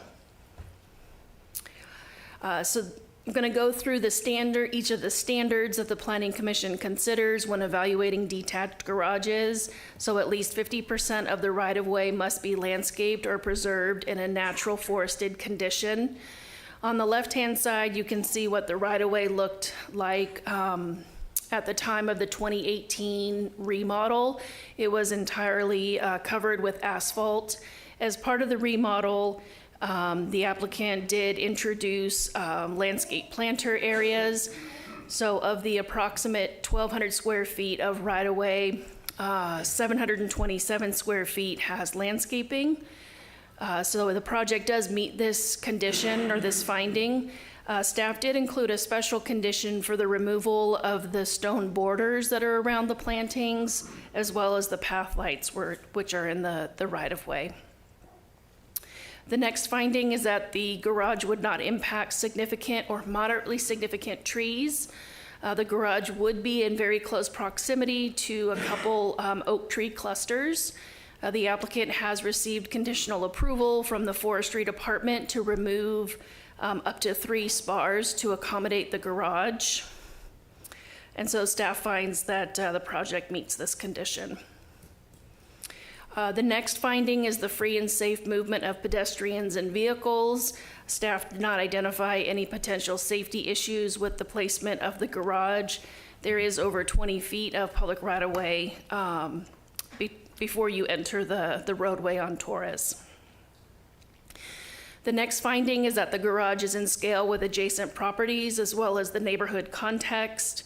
The internal plate height of the garage is very modest at 8 feet 1 inch. Again, the total height is around 13 feet.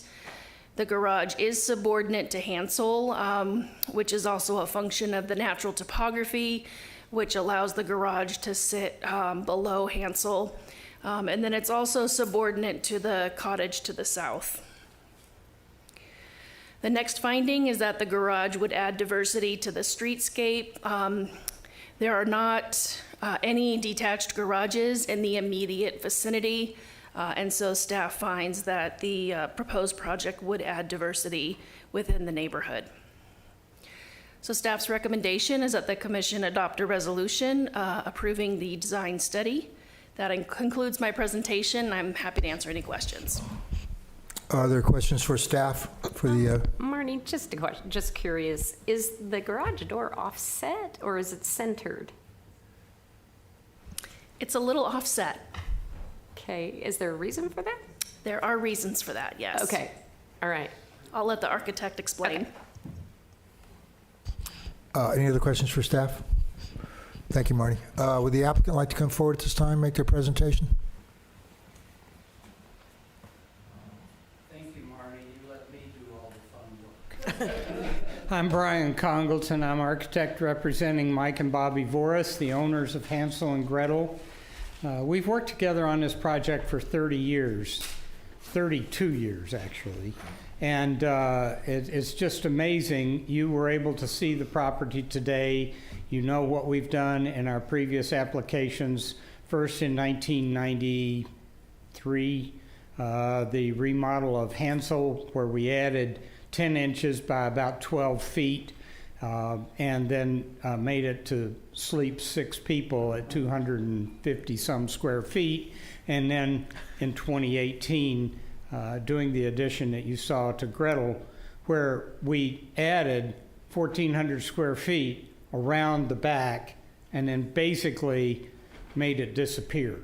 And so now we're back to look at doing a garage. And the photo a few minutes ago of the parking pad certainly showed me how much nicer looking the garage is going to be, no, the existing photo of the parking pad.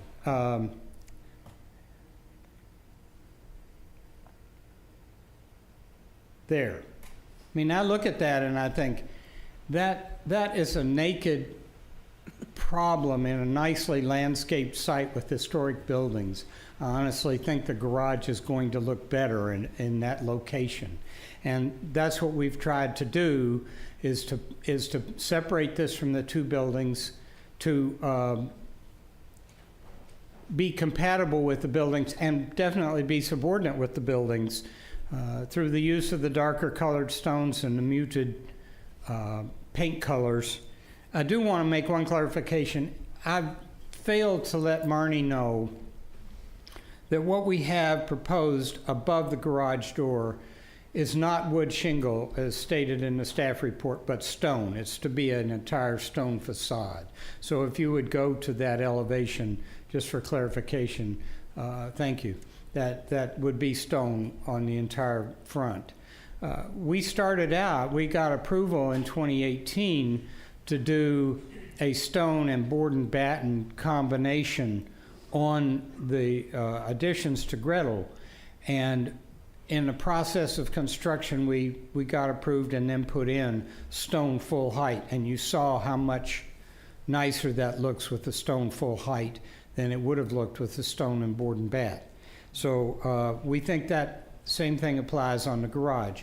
The changes that we made from the Historic Resource Board were to increase the roof pitch and to put a defined roof over the oriel window on the side. And we think those two things really put the, what did she call it, a cottagey atmosphere without doing any curlicue, trendy stuff. We wanted to stay with straightforward design elements, but make a mass proportion use of materials that would reflect the surrounding Comstock architecture, and I think it does that.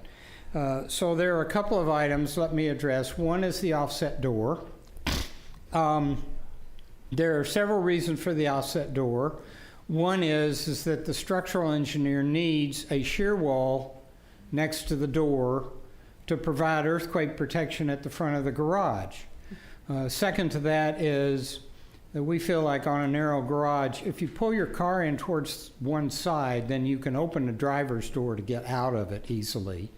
And the third reason is the owner would like to put some cabinetry, workshop type of stuff in the garage, and that side seemed to be the logical place to do it. So we think it doesn't look too bad. I agree it is offset, and maybe that will leave people scratching their heads and puzzling, but I don't really think it's a problem with it.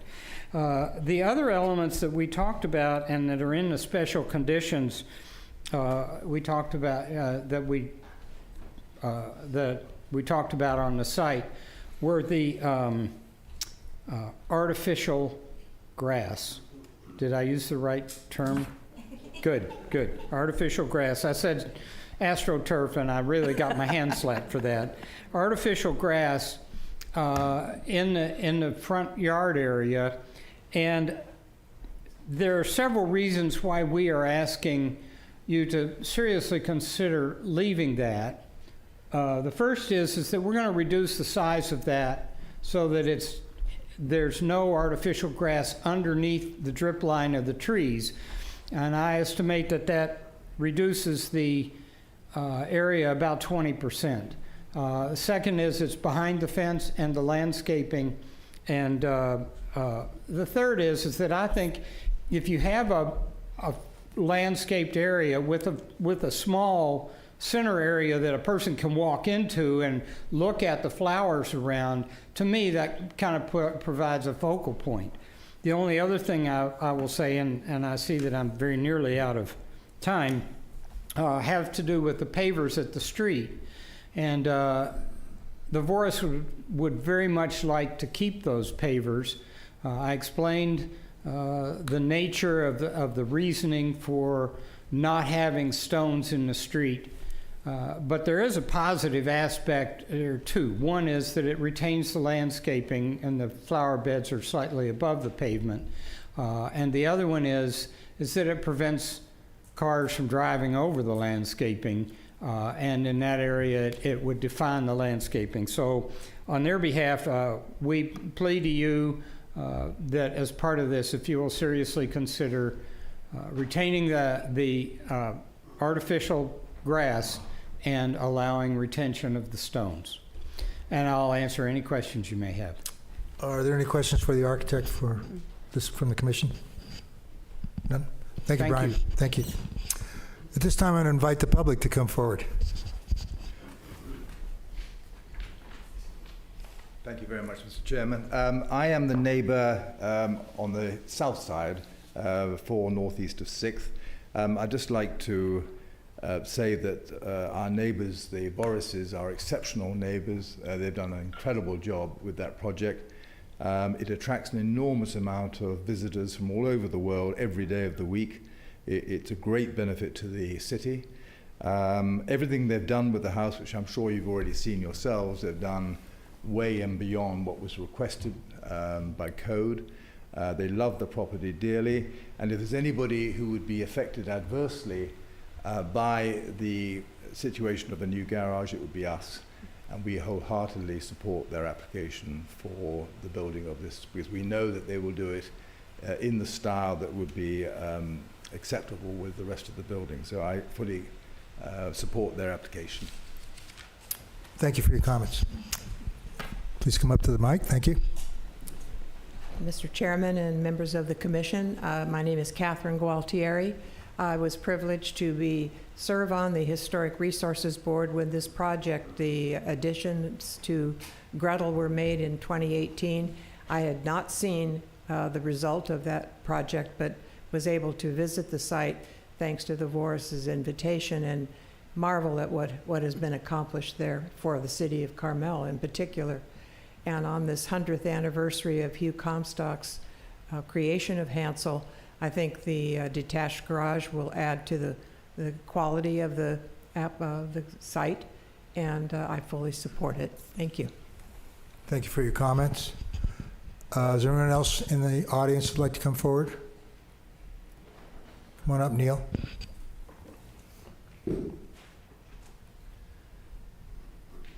My name is Neil Cruz. I wasn't going to say anything on this project until looking closely at these elevations.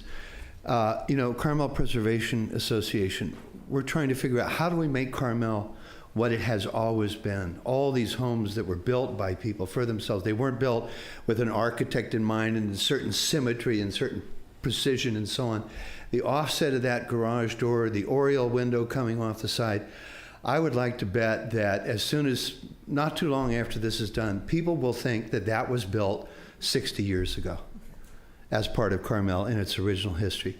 So I can't say enough good about this design. This is what we're looking for. Thank you. Thank you for your comments. Anyone else like to come forward and address the Planning Commission regarding this application? Is there anyone online, Leah? I can't see the. Nobody's got their hand up. Okay, I'm going to close the public comments, bring it back to the commission for their comments. Commissioner Carpetkoff, would you like to lead off? Yes, yeah. I think we always need to be very careful when we discuss garages and other improvements in front of Comstock houses. And we already had one, right? Was it last month or 2 months ago? We had the Lutz project where we had a garage in front of a Comstock house. This one is different though. This one has a bigger lot. It's a 6,000 square feet. And I didn't realize how small the Hansel and Gretel are. They're taking like a tiny space on a big lot. So the garage looks like completely in a different part of the lot, and it's not in the way. It doesn't protect. It doesn't prevent people from seeing Hansel and Gretel, which is great. So I'm really excited about the design. It's very quirky, as you've seen, with the offset door and windows, etc. And we also had the pleasure to see the house today. So we saw what the Vorises have done with the Gretel remodel project. So if they do it in the same way, it's probably going to be very, very beautiful. I understand the non-conformance in the front. That part of the landscaping is kind of protruding into the street. I think staff recommended that this is removed, right? Or part of it is removed, is that correct? Just the stone border and the landscape lighting. Okay, but the shape can stay the same, okay. I think that's a good compromise, yeah, I think that's a good compromise. I'm not sure exactly how I feel about the artificial grass. That I never understood the purpose of it, but you know, if somebody can explain to me why you need artificial grass, I would probably support that too. Let me see what else we have here. Yep, I think these are my comments. Thank you so much. Thank you for those comments. Commissioner Locke? Sure. I think this is a really wonderful project, and I'm so pleased with how the expansion that we considered in 2018 turned out, and having the opportunity to actually see it was just amazing to me. As far as so I'm totally supportive of the proposed project. I like the quirkiness, so I think that'll be neat. As far as the artificial turf, synthetic grass, whatever, what is the city, what are our, give us some direction on that. I know that we talked about 6 feet from the oak tree that's there, but what does the city allow? Yeah, and Marnie, you can jump in here whenever I get this wrong, which will probably happen. But the 6 feet from the tree, that's important. That's think of it like site coverage. Like we wouldn't allow, a concrete patio. So think of it that way over the top of the tree. So we already know that. With respect to just the material itself, artificial turf, the way we have treated it in the past is like. So there's a point in time where the state said jurisdictions have to approve artificial turf anywhere that you allow grass, like regular grass. Well, we don't allow grass in the front of a house where you can be seen from the right of way. So for years, we treated it the same. If we can see it, we won't approve it because, artificial turf is a plastic, it's a synthetic material. It doesn't really fit within the design guidelines, but we were saddled with a state regulation that said you can't say no to plastic grass, is another way to put it. Recently, the state changed that law, and they are allowing jurisdictions to completely outright ban artificial turf for a host of reasons, most notably of which has to do with the leaching of plastic and chemicals into the soils that has been found over the years that this stuff has been applied. So we don't have a policy yet in place, but I will tell you that's where we're going in the future, is going to be proposing something that just outright bans it altogether. But the way we have been treating it in the current time with no standing policy is that we've been treating it like grass. If we can see it from the street, we don't approve it. Okay, so in this case, the proposal would be to move it so that it is not visible. I think that's what the applicant is proposing. Marnie, you want to speak to that a little bit? So the applicant is proposing to reduce the size to respect the 6-foot setback from the trees. And I think what staff is looking to the Planning Commission is to see if the existing landscaping and the existing fence is sufficient to screen it, that it would be allowed to stay. Okay. It's kind of hard to tell with what we saw today and what that might look like. So, okay, well, I'll hold on that one for a minute. The other comment had to do with the right-of-way and the stones. And am I correct that if we were to allow the stones to stay, we can't do that, that it would require an encroachment permit? That is correct. Okay, thank you. I have no further comments. Okay, thank you for your comments. Commissioner Allen, your comments, please. So lovely project. I mean, adorable. I'm in full support, and I actually support all of the staff's recommendations in terms of the artificial turf. I would suggest you remove it, and then in terms of the right-of-way, I believe we need to clean that up. Okay, yeah, this is a beautiful project, and we one of the best things in the planning commission is when you get to go out and look in people's homes. Like today, we had a private tour, and this house is stunning inside, and they have done such a nice job. Which kind of brings me to one of my other comments about the artificial turf. We have this beautiful landscaping, natural stone on the walls, beautifully applied, and we've got this solid green, low pile AstroTurf in the front.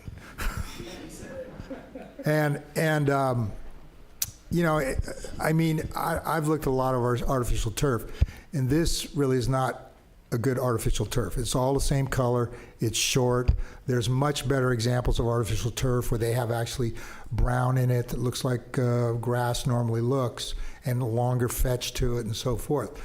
But having said that, I do feel that the guideline is we don't support lawns in the front of the house. That's a guideline, right? Not an ordinance. It's a guideline. Yeah. And the reason being is traditionally in Carmel we don't have lawns. We have sort of informal landscaping, you know, paths made out of a Carmel stone or other types of natural stone. And I think that would be much more appropriate for this particular setting.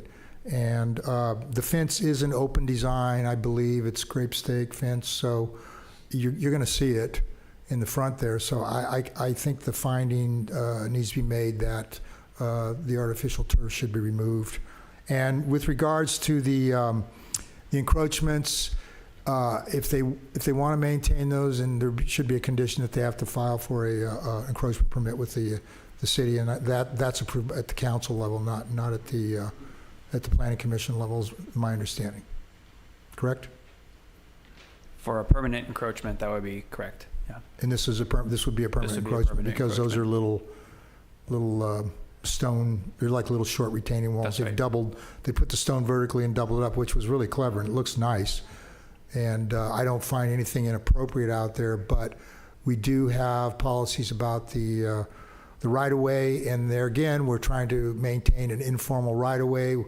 We don't have sidewalks in the city, we don't have curb and gutter, and a huge part of our character is this informal, roads that we have with, we don't have a defined linear edge. We have a meandering natural edge, and that's a key part of what this city looks like. As I always say, we don't have roads, we just have paved paths. That's what we have. And it's, that's the character. So having said that, I think we have a resolution from staff which pretty much covers, I think, what all the positions of the commission, unless I have some other discussion here. Mr. Chairman. If I open the public hearing, come on up. I'll open up the public hearing for additional comment. That's fine. Come on up.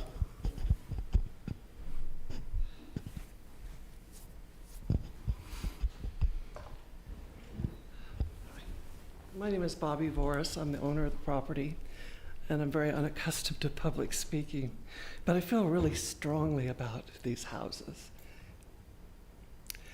I agree with you that artificial turf that's there looks terrible. And I also agree that there are better looking artificial turfs. I just wanted to give you a little bit of history about what happened there. 30 years there's been a lawn in that area, and part of the reason for it was to offset the flowers that were all around it and in the yard. And it was a nice offset. When we went to the remodel, we were required to have a landscaping plan, which we did. Marnie reminded me that we had asked for artificial turf originally in that plan, and it was declined. I didn't submit the plan, the landscape architect did, and frankly, I'm getting old and I'd forgotten that had transpired.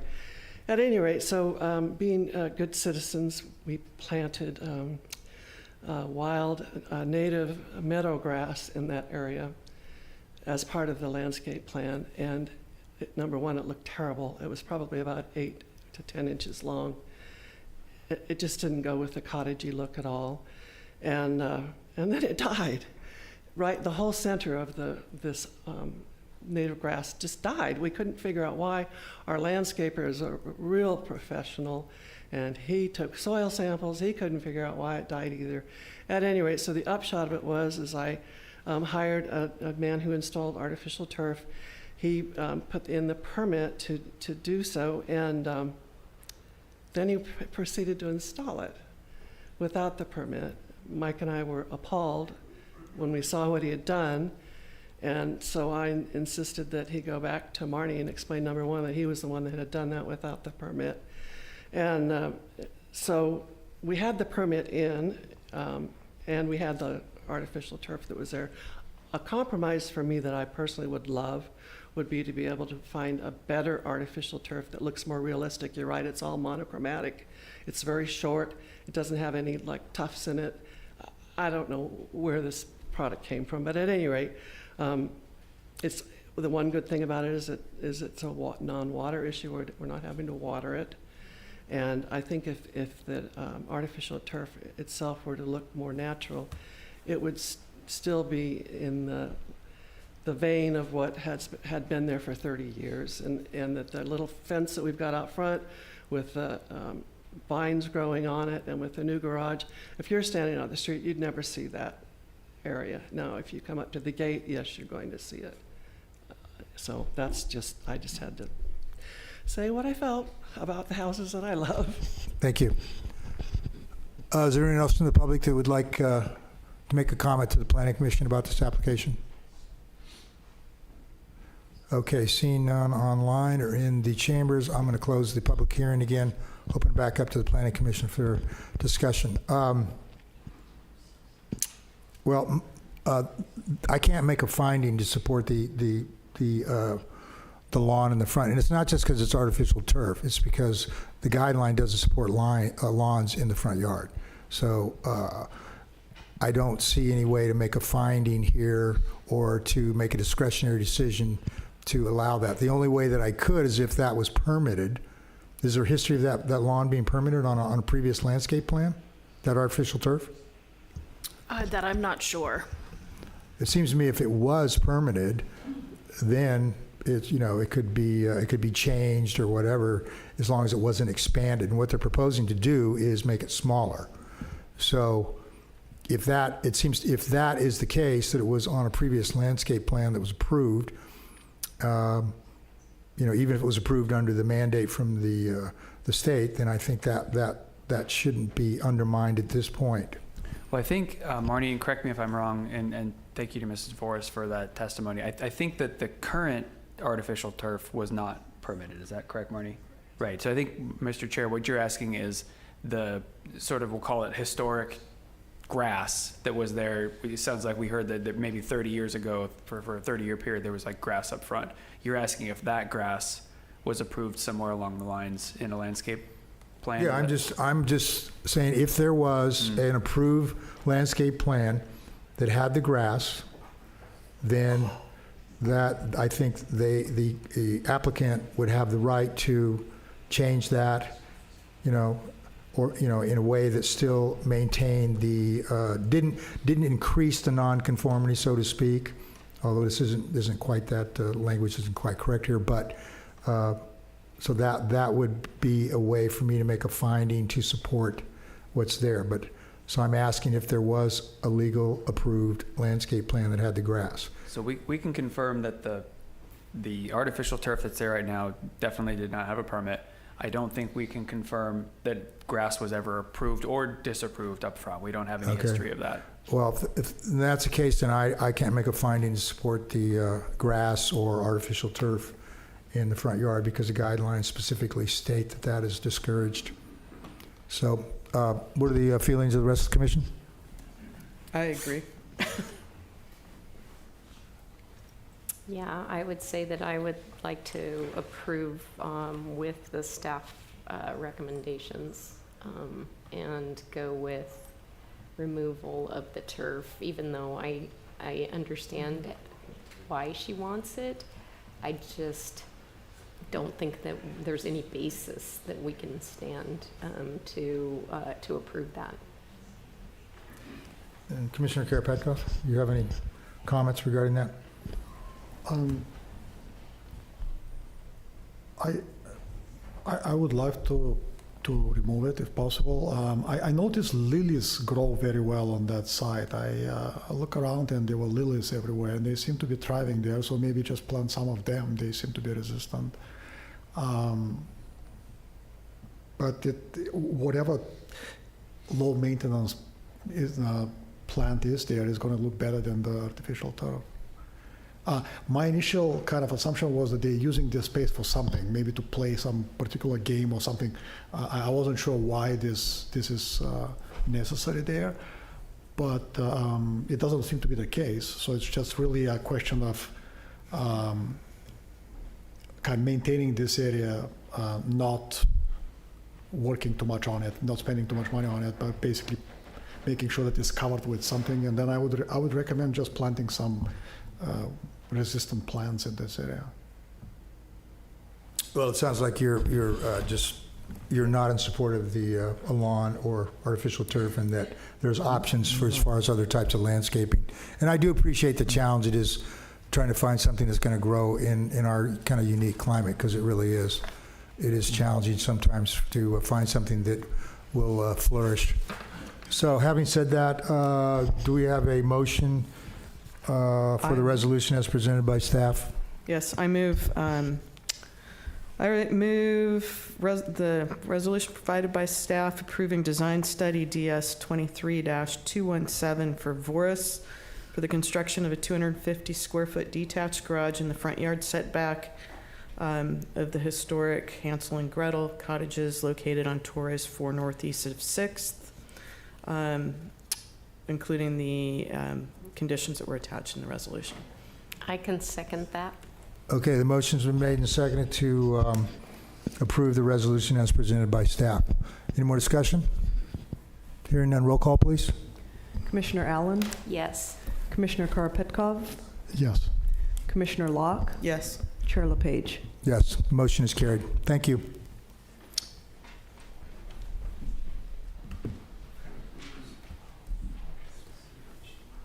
Okay, the next item on our agenda tonight is number 7 on the public hearings. It's a design study. It's DS 23-290. This is presented by the Golden Mean LLC. It's consideration of a concept design study for the construction of a new 1,600 square foot, 2-story single-family residence with a 200 square foot detached garage in the front yard setback. And it's on Santa Fe 3 southwest of Mountain View Avenue. Can we have staff report, please?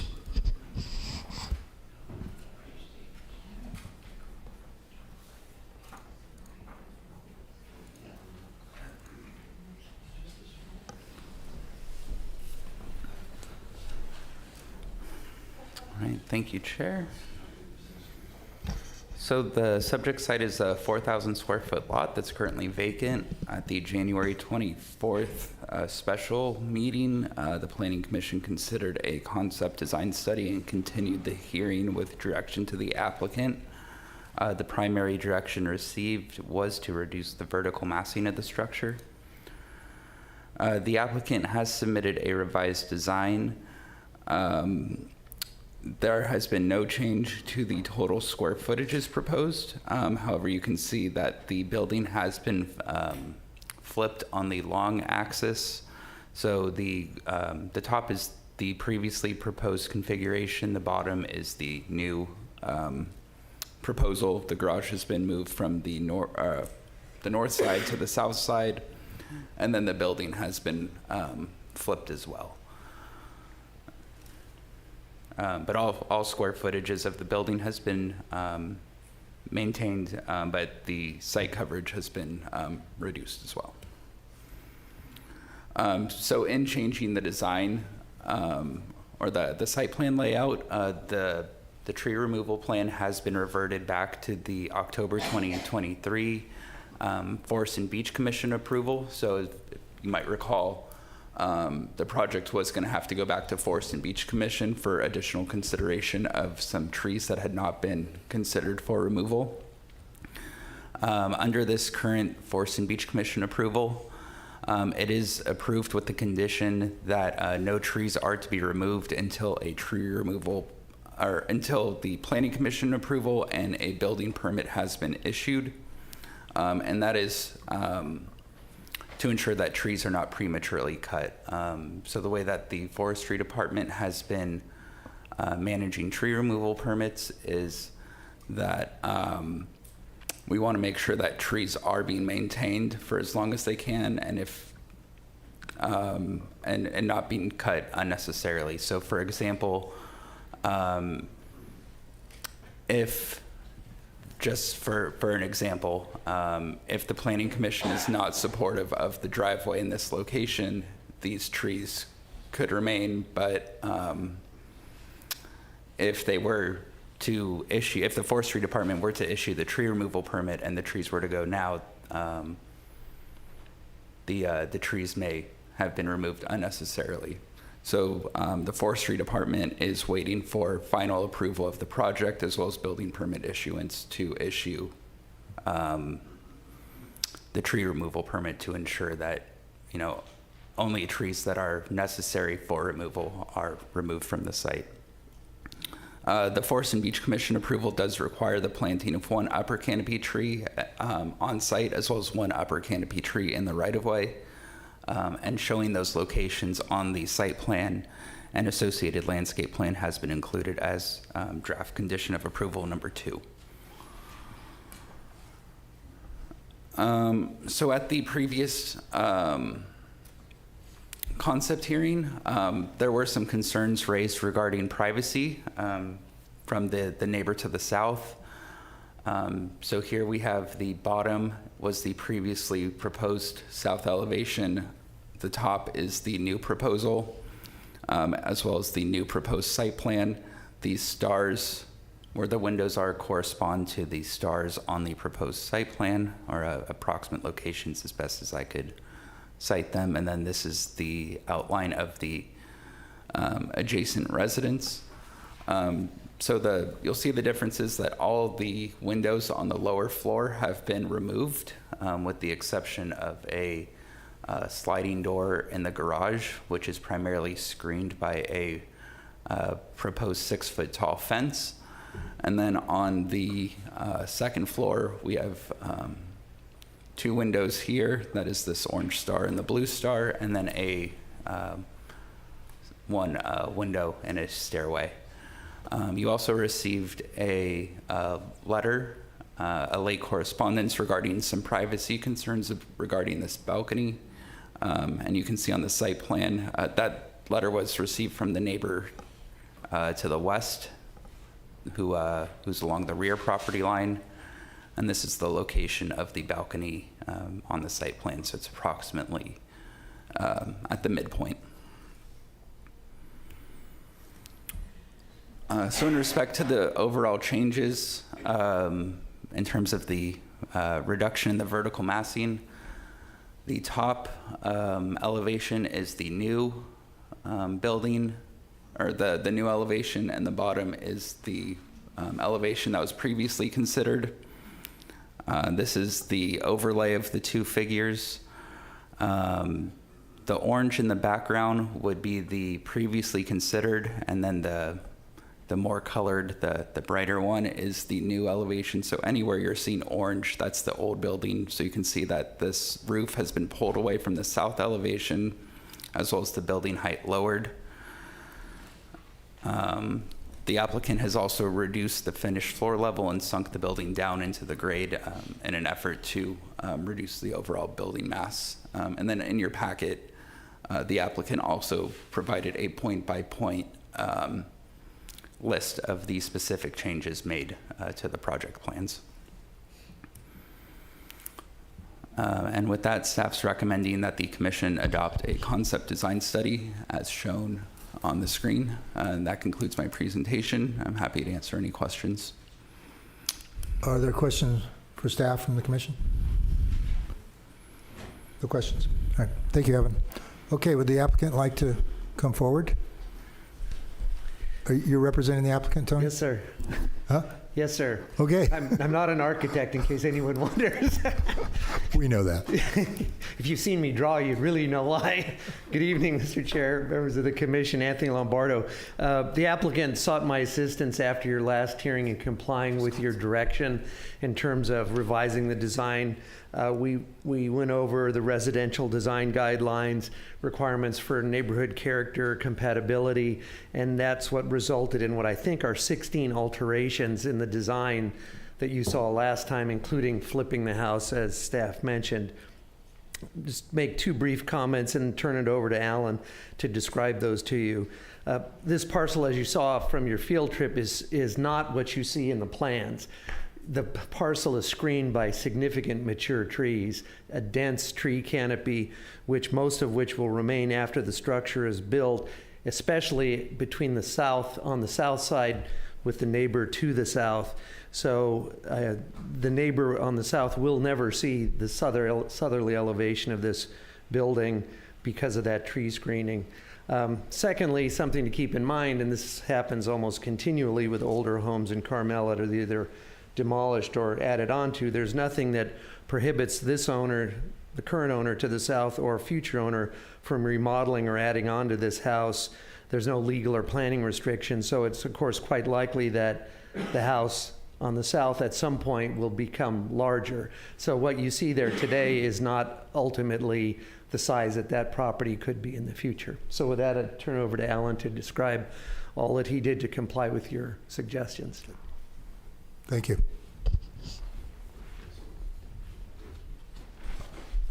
Thank you, Commissioners. Alan Lehman. I'm the designer on the project, as you know from last meeting. Can you bring up the slideshow or maybe first the video? One of the most important pieces of direction I took from you, sound. Come on. I put sound on that. There's a fun, jaunty tune of royalty-free music on there. Okay, I'll sing along. There we go. Thank you. Is that a ukulele? That's not my thing. And I do a second rotation where we don't see the trees. So.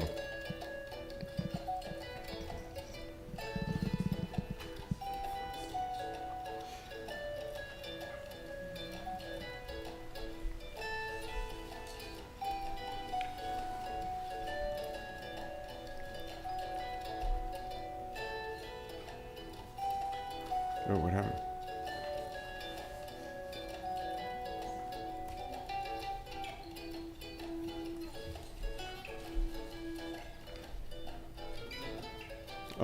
And this rendering is showing a little bit more of the actual street character with a lot of the trees to remain in the foreground.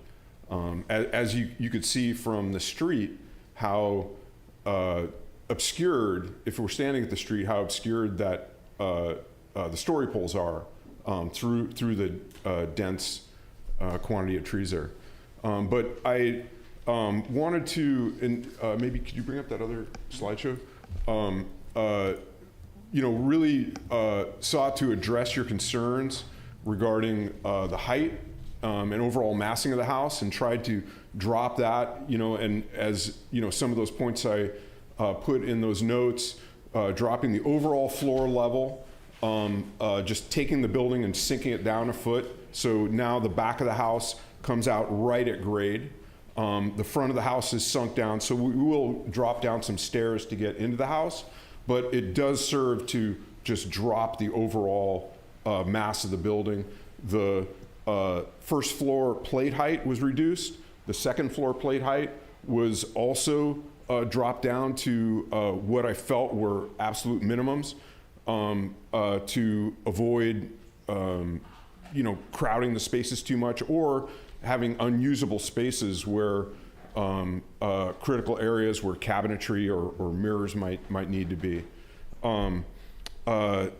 some of the site design criteria or the neighborhood character.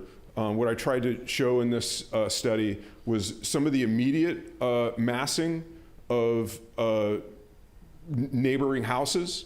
So these are all, directly on this block. Do I have control? Thank you so much for joining us. To start with, your film. Sorry. So, I'm sorry, a little distracted. So this, it's a little bit hard to tell. So looking at the, you can see the crosshatch. That's representing the, and there's a dark blue line showing the story poles. So like when you're slightly up the street looking across, giving you a point of scale reference to the house immediately to the north. And this is in the immediate area, kind of a map showing the purple highlighted lots are all two-story residences. So that's kind of the immediate, the very immediate neighborhood. And one of the things I noticed about this when I was studying this map was the majority of the houses that are two-story were built from 1980 or they were not built 1980 and beyond, but the second story appeared 1980 and beyond. So just kind of a little history lesson. Most of the ones that are older, like there's one that says 1931 up there, those are all actually historic houses. So they were not, that's one of the reasons that's showing that. Going a little bit wider, you can see in the neighborhood, so this is like moving over to where Viscano Crespi, that little spot. Again, a very fairly even mix in the immediate neighborhood of single-story and two-story houses. And then going through and showing some of these are the two-story houses in the surrounding block immediate to the house. So these are same, just in this immediate zone.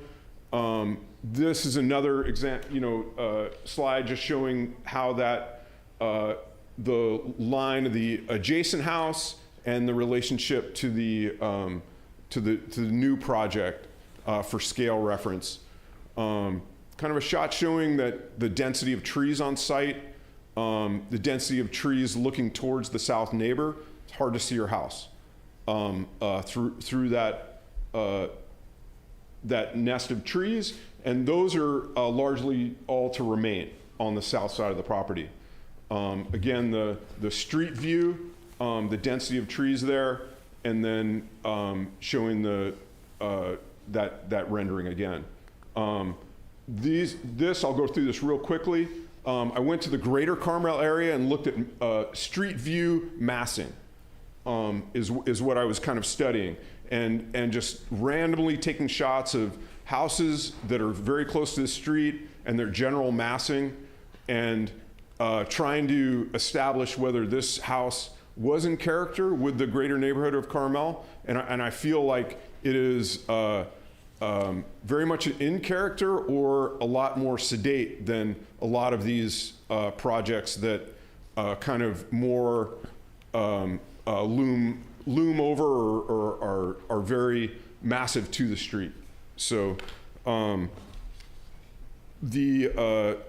taking the design site criteria most critically, and sorry, I'll try and wrap up quickly, but one of the things that was really important to me was in looking at the site from the beginning was the tree canopies and respecting those that were to remain, and to site the house in its spot was the most favorable place for the house to be placed. And that's something that came up in the last meeting, and that's really the genesis of how that house is sited and how the massing is located. turning the design back to that original plan that, or similar to the original plan that was in the tree permit application, I think works so much better for a lot of reasons. One, we're able to reduce the massing on the south side, eliminating that window seat. It also, I found a way to work out the mechanical without a basement area. So the basement that was proposed in the previous design that required those steps on the side yard, that's been eliminated. And but with moving the stairs to where they are, I found a way to tuck in a little mechanical room, enough to get a boiler and radiant system down there, probably the hot water tank as well, and make it a workable solution, reducing site coverage and eliminating a basement, which, as any of you have lived here, these basement areas in Carmel, especially on that hill, are water nightmares. And I'm really happy to have figured out a way to eliminate that. So again, the reducing of the massing on that south side and southwest corner, reducing the glazing on that side to increase privacy, which seemed to be a concern that was brought up at the last meeting by both the commissioners and the neighbor to the south. And I really wanted to respect her privacy and that patio in her bedroom. Just today got the comment from the neighbors, Patty and Patrick, to the west regarding the balcony. Met on site with Patrick. We talked a little bit about planning some privacy screening, which I'm very open to. Like to include that in the finals details. And that balcony is in the primary bedroom, not a high traffic zone, I'm hoping. And is about almost 40 feet away from the rear property line. So I tried to establish that balcony in the most favorable spot for the house and the neighbors. The aesthetics of the house. How much more time do you think you need? Just give me like 10 seconds. The aesthetics of the house, I tried to remain intact to the design I presented last time. And I think with the quieting of some of the massing on the south and the roof forms, I've hopefully added to that aesthetic rather than detracted from it. So thank you. Okay. Are there questions for Alan? I have a One question. When you put the radiant under the stairs, how did you vent it? Is there a way to vent it? Yeah, so most of the modern heating and hot water systems, they get vented through a small, maybe 2-inch PVC pipe, and so that would end up going through the roof. Okay, thank you. Up a wall and through the roof. Okay. Okay, thank you, Alan. Thank you. Okay, would members of the public like to come up and address the Planning Commission regarding this application at this time?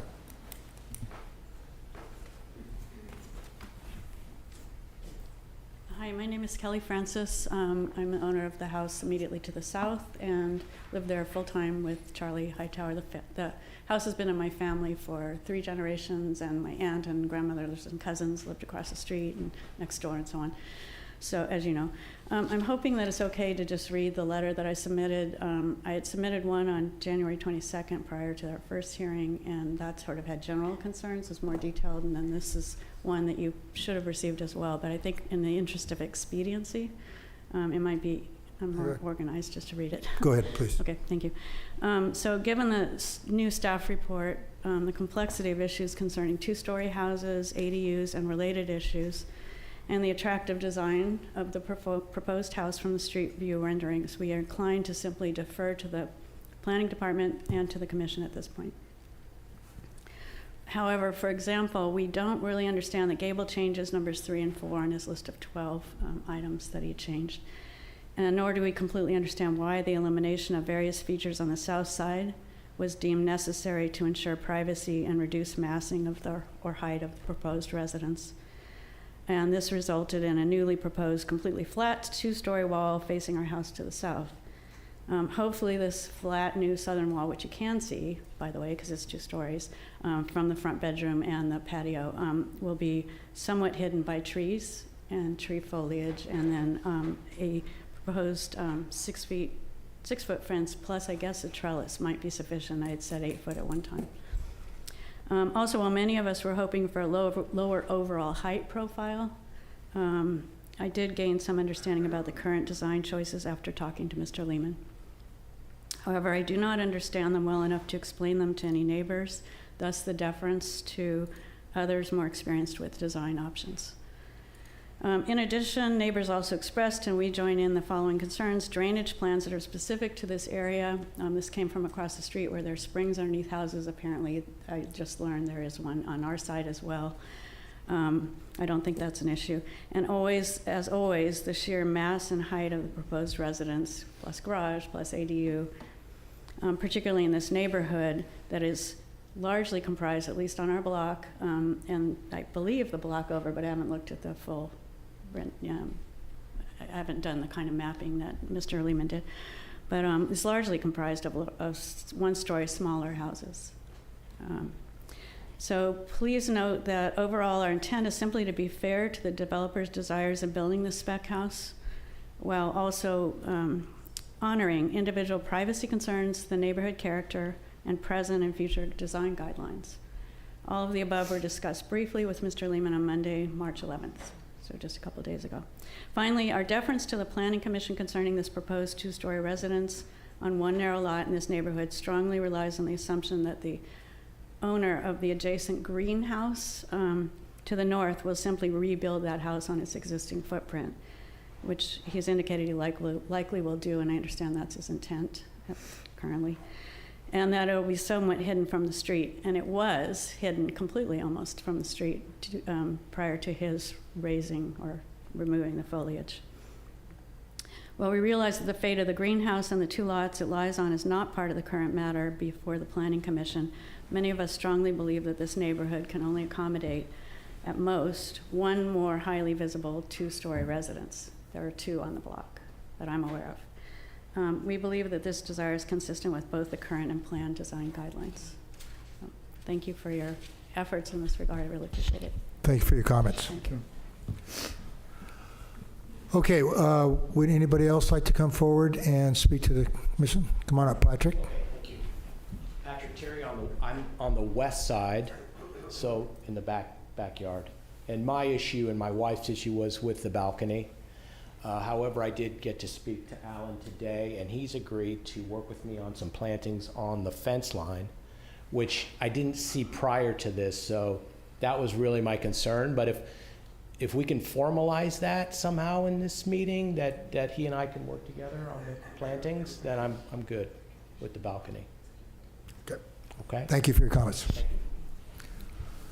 Okay, anybody else like to come up and address the Planning Commission regarding this application? Don't see anybody else. Okay. Anybody online there? Nobody online. Okay. Did the applicant have any rebuttal comments or?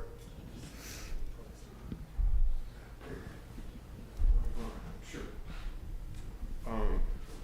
So I had talked with Kelly a little bit about the changes I made on the south elevation, but it was the reduction of massing by eliminating that gable and the elimination of the window seat element kind of are integral, because that window seat element cannot really live on that elevation without the higher gable, because those windows were up high. And so there was, it's kind of an overall like dominoes falling into place. And also the whole idea behind a lot of those changes was to just pull away and reduce massing, simplify, quiet those elements. So thank you. Oh, I have a couple questions, sorry. Oh, and sure. So that window seat is crucial to your design? Is that what you're saying? No, the previous Gotcha. scheme. Oh, okay. They were integrated with each other, and so to put that back in, so like on that elevation, I've got solar panels. Very few places for those solar panels to live. One of the things I did out of Mr. Karapetkov's suggestion, I took those away from the flat roof area because I felt like those could become a maintenance issue. If that flat roof area remains clean, then wind and weather could move the debris off of there. If there's solar panels on there, more likely to collect things and become problematic. So those solar panels living there, if a window seat popped into that zone, I'm losing that critical zone and adding more complexity to the massing. So. Okay, thank you. Okay, thank you, Alan. Is there any more comments from the public regarding this application? Okay, I don't see anybody online. I'm going to close the public hearing and open it up to the commissioners for their discussion. Commissioner Allen, you want to jump in? Sure.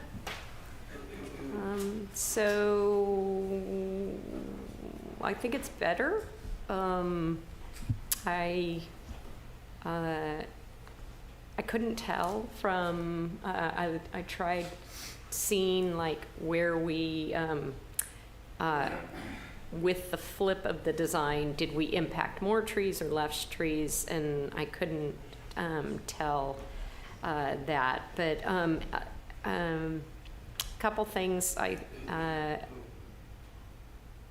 think I can support this project.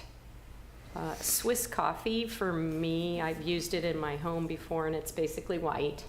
So I was hoping maybe we could change the color so that it didn't stand out. As you were seeing some of the pictures that he presented, what the architect presented, you could see how much there's a difference between when you look at a white house versus some of the other color options that are available. So I'm hoping we can change the color. And then I would like to ensure that we have the privacy screening, the planting that some of the neighbors talked about. And I think that's it for me. Okay, thank you. Commissioner Locke? Sure. Thank you for your comments, and I agree with most of your comments on that. Yeah, I agree with the screening on the west side as a condition. And the 6-foot plus lattice, and I think that we can do lattice for the property to the south. And the color, yes, another white house. So it would be nice to have a different color. As far as things that I do want to say, I appreciate that the changes were made and that the flipping of the house, actually, I think it was a huge advantage to the southern neighbor because it really is going to let those beautiful oak trees that are on that property stay there. And I think you're going to get much more privacy than you had with that last plan. I like the way that this house looks from the street. I don't think that, to me, it fits in well. I think it's going to be really pretty. Do I have anything else I want to say? Oh, noted that there was a sliding door in the garage, which I think is unusual, but I'm just not against that, but it just was kind of like interesting. But other than that, and Alan, thank you for your presentation and the details that you went into today to tell us of the many things that you did do.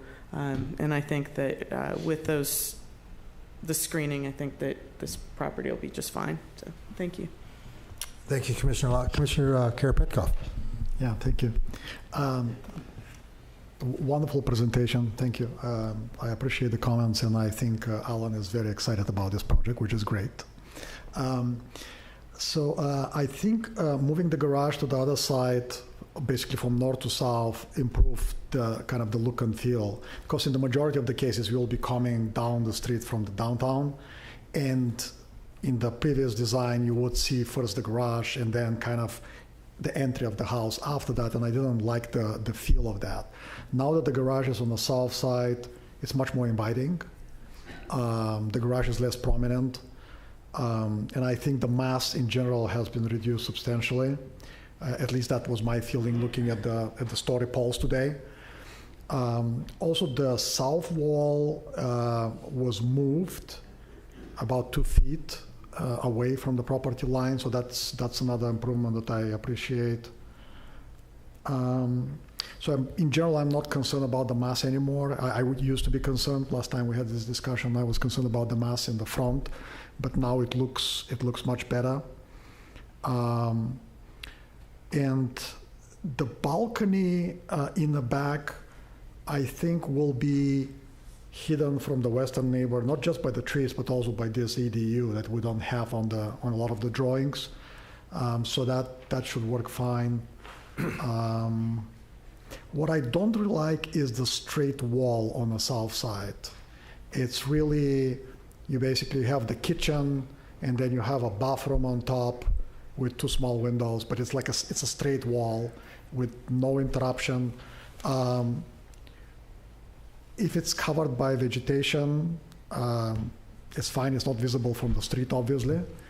In general, I feel uncomfortable with straight walls in 2-story houses. But if there's anything that can be done to improve the kind of that side of the house, I think it would be beneficial to the neighbor to the south.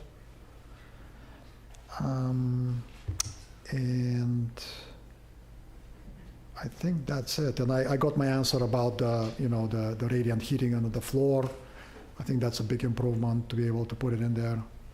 And I see the water heater, if I remember correctly, was also kind of part of the kitchen but accessible from the outside. So that's a good solution for that. Yeah, in general, I think I like the improvements. If there's anything that can be done to improve the wall on the south side, I think it would be appreciated by the neighbor to the south, and I would appreciate it too. Thank you. Thank you for your comments. I was just opening up the plans again so I could just take a look at that south side wall there. It seemed to me there was some different materials used there. Try to break it up. It's got the stairwell. Well, that's the new one. Yeah, that's the new one. It's got the board and bath. There's a wainscoting along the lower level. You've got a vertical area of stone. I mean, there's quite a bit of variation along there. So, yeah, I think it's. I'm just trying to look at, think about what you're saying, Commissioner Karapetkov. Maybe take the stone a little bit higher. I don't know. Yeah, he could run the stone wainscoting a little higher. Anyway, I want to acknowledge that I think Alan really listened to us. I'm really impressed. You really listened to us and really put your mind into, that's the frame of mind you got in and problem solving. And when I see designers do that, I'm really impressed with what they come back with. And personally, I think this is really a big improvement, just the way it looks over your last one. The 2 gables on the front really give it a nice traditional feel. You've got a sort of an asymmetrical thing going there, which really kind of adds some interest and tension to the design, so it isn't just perfectly symmetrical. It's set back. It is a 2-story residence, but it's set back. There's a lot of screening there. I think having the garage forward, the 2-story back, it really helps to reduce that mass. I got to say, I was very impressed with what you came back with, and we see a lot of iterations, but I think this really shows if you really just took those comments and put your mind to it and used that as your parameters to come up with some good design changes. So I have no problems at all with the plan. I have to apologize. I have a little trouble hearing the neighbor to the south's comments, and I wasn't really sure if they were supporting or not. From my perspective, there's a lot of screening along that. The designer's taken out a lot of those windows which were impacting the view of that bedroom, because we went in that last time we took a look at this. So I think the new design goes a long way to mitigate those impacts. This, as the designer said, the trees on this lot really set the siding. I mean, they really defined what the perimeter of this building could be, and that's what they had to work within. And that's what a good designer does. He keeps the things that are there that work for it. And significant trees are very important to this community. That really is a key defining element to our community. So, having said that, I'm in support as a resolution as presented by staff. I'm open to the other commissioners if they have any other things they want to.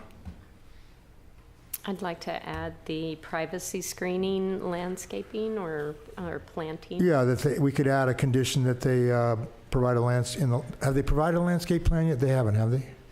That's in final, right? They have a preliminary landscape. Preliminary, yeah. So we can make a condition that they add some privacy screening in the rear of the property and encourage them to meet with the neighbor to see how if that meets their needs. So you want to go ahead and make that motion? I'd like to make a motion to approve the resolution as stated by the staff, or as recommended by the staff, with one addition of privacy screening and planting to work with the west neighbor on that. I can second that. I would just say that you add and staff, or with the neighbor and staff. Oh, yeah, neighbor and staff. Okay. All right, any more discussion? Okay, roll call, please. Commissioner Allen? Yes. Commissioner Karpetkov? Yes. Commissioner Locke? Yes. Chair LePage? Yes, motion is carried. Thank you, everybody.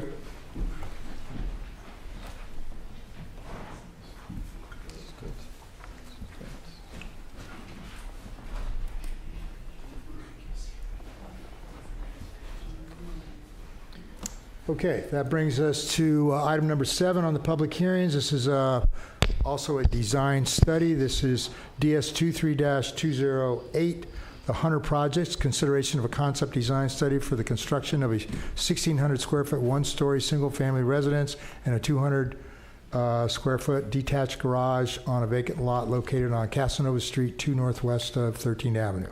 We have a staff report, please. Thank you, Chair. As mentioned, the subject site is 4,000 square feet. The applicant is, excuse me, I think there's a bit of a typo on the screen, but proposing a 1,600 square foot residence with a 200 square foot detached garage located in the front setback.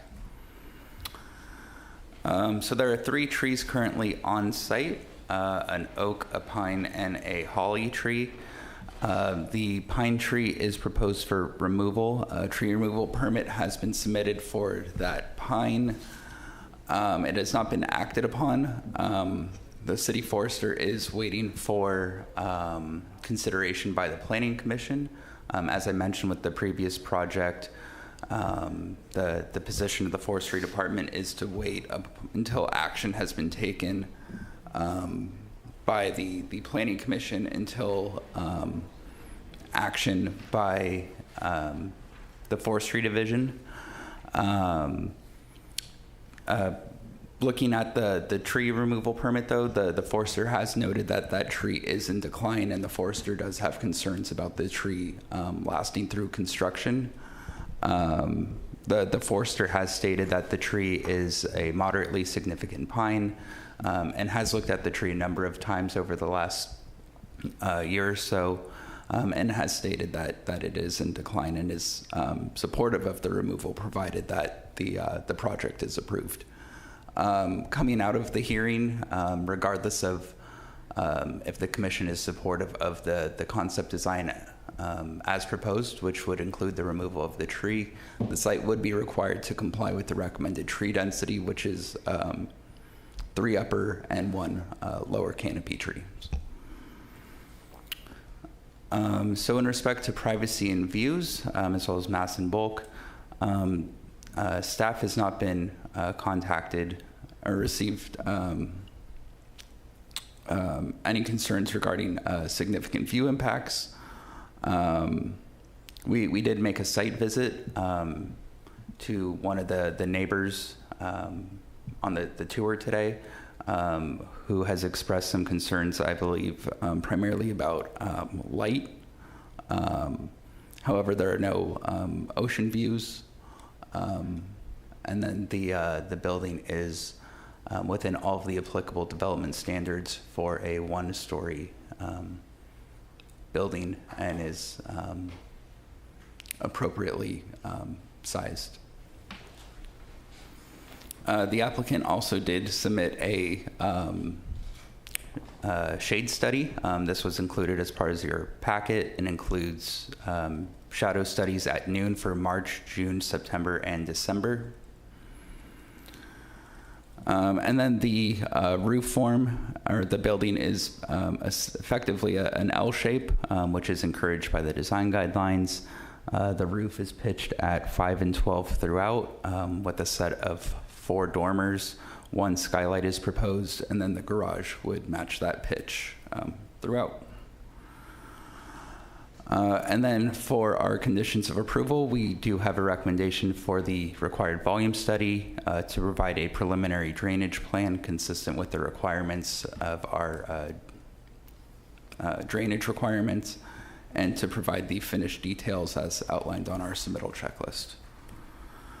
And with that, staff recommends the commission adopt resolution as described on the screen, and that concludes my presentation, and I'm happy to answer any questions.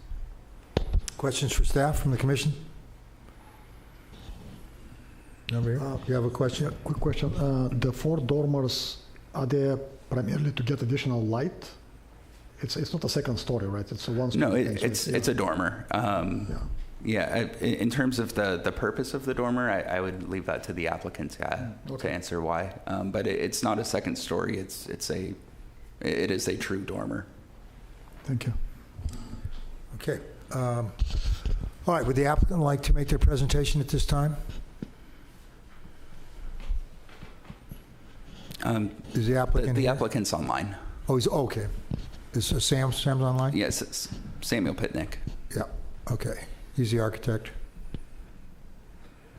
Sam, you want to make your presentation? Yeah, thank you. Can everyone hear me okay? We can hear you. Thank you. Go ahead. All right. Well, good evening. And my apologies, I can't be there in person today. Let's see. Yeah, to start, give you a little bit of background. My clients, Cindy and J.R. Hunter, have been longtime residents of Carmel, and they've owned this property for a handful of years and are finally ready to build a home here. The lot is currently vacant, but previously there was development on the site. The Hunters do care a lot about the charm of Carmel, of course, and wanted a home that adds and contributes to the character of this town while also being respectful of the surrounding neighbors. And so we put a lot of thought and care and detail into the design. As you may recall, towards the end of last year, we did submit a design for a 2-story home. But after receiving letters of concern from some of the neighbors, we obviously pulled the project from consideration. So my clients and I went back to the drawing board, and rather than reduce the height of the 2nd story, lower the plate heights, or shift the location of the 2nd story, we said, you know what, we're just going to put our best foot forward here. So we removed the 2nd story altogether, redesigned, and now we're proposing before you today a 1-story house. We did also want to be mindful of the neighbor to the north, who's of course closest to this development when designing and positioning the new home. Recognizing that portions of their 2-story house are built very close to the shared property line. As you can see on the proposed site plan on sheet 8.1, I think that's the best example of how we've kind of related to the neighbor to the north and put careful consideration towards their privacy, their views, their light. So we did shift the bulk of the house to the south, 3.5 feet from the south property line, maximizing space on the north side, where the north neighbors has this kind of bay window that comes within 3 feet of the property line. We've pulled the house back even farther, so we're 11 feet 4 inches from the property line. So I think in total it's about 14.5 feet from the neighbor. Along both sides of the house, we've also kept the window openings to a minimum to help promote privacy. And as seen on the landscape plan, we are proposing landscaping as well to help further provide privacy and kind of soften the look of the fencing along the north and south sides. Yeah, as Evan pointed out, we did submit the light and shadow study. And I think there's really virtually no impact. In fact, I think the majority of the shadows that you see are actually coming from the fence and the surrounding trees, more so than our proposed home. So let's see, talk a little bit more about the style of the house. The proposed home will be clad in vertical wood siding. This will be painted light gray. Aluminum clad windows and doors with divided lights, wood shutters and planter boxes will add charm and character to the house. There will also be a brick clad fireplace and chimney along the north side of the home. The metal roof will be finished in a matte bronze color. You had asked about the dormers. So the dormers, yeah, there is no second story. These dormers provide additional lighting into the main living space below. We also think they are a nice architectural feature to help break up an otherwise somewhat large gabled roof. So I do think it helps to break up the massing and the scale of the house, and especially that roof line over the great room. So in total, the home will be 1,600 square feet, containing 3 bedrooms and 3 bathrooms. As Evan mentioned, the detached garage in front will complement the style of the main house, and we will set it back far enough from the front property line and from the edge of the roadway to provide off-street parking, in addition to the parking space that would be inside the garage. Kathleen Koss, our landscape designer, I think has done a really nice job laying out the site to further enhance an informal cottage character that's expected in Carmel. We'll have a great big fence with a gate running along the front of the property line, as well as a paver driveway and planted median up to the garage door, and then an informal stepping stone walkway up to the home's main entrance. There'll also be a small patio on the north side of the home with a gas fire pit. And as I previously mentioned, there will also be a fence and landscaping between the patio and the north property line for privacy. I know we touched upon the pine tree, and we didn't really start designing this house until we had spoken with Justin Ono, and our conversations go back far enough where we also had previously had conversations with Sarah Davis about that pine tree, and we were told that the tree, of course, was not in great shape, and its health has continued to decline. So with that information, we did want to propose its removal and thus kind of design the home with the hope that the Planning Commission would support the removal of that tree. And then our landscape designer is proposing 3 new upper canopy trees to replace that pine tree that would be taken out. The holly tree in the front yard and the oak tree in the rear yard will remain. So we think the proposed design, scale, and massing of the home before you tonight is very complementary of other homes along the stretch of Casanova, and that the style upholds the characteristics of the design guidelines. We think we've also done a really thoughtful and thorough job designing with the neighboring properties in mind. So I appreciate your time this evening, and I'm available to answer any questions you may have. Thank you. Are there any questions for the architect from the commissioners? No questions? Okay. Thank you, Sam. All right, would members of the public like to come forward and make comments regarding this application at this time?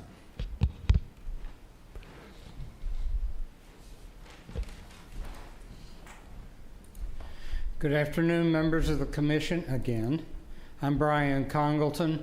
Evan, could you put up the section sheet that I submitted?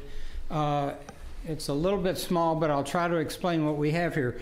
I had difficulty reading the solar calculation sheet that was in the architect's drawings. And by the way, I want to start by saying we want to thank the owners, the Hunters, their architect, Sam Pitnick, and the planning department for working out a great revision to a design.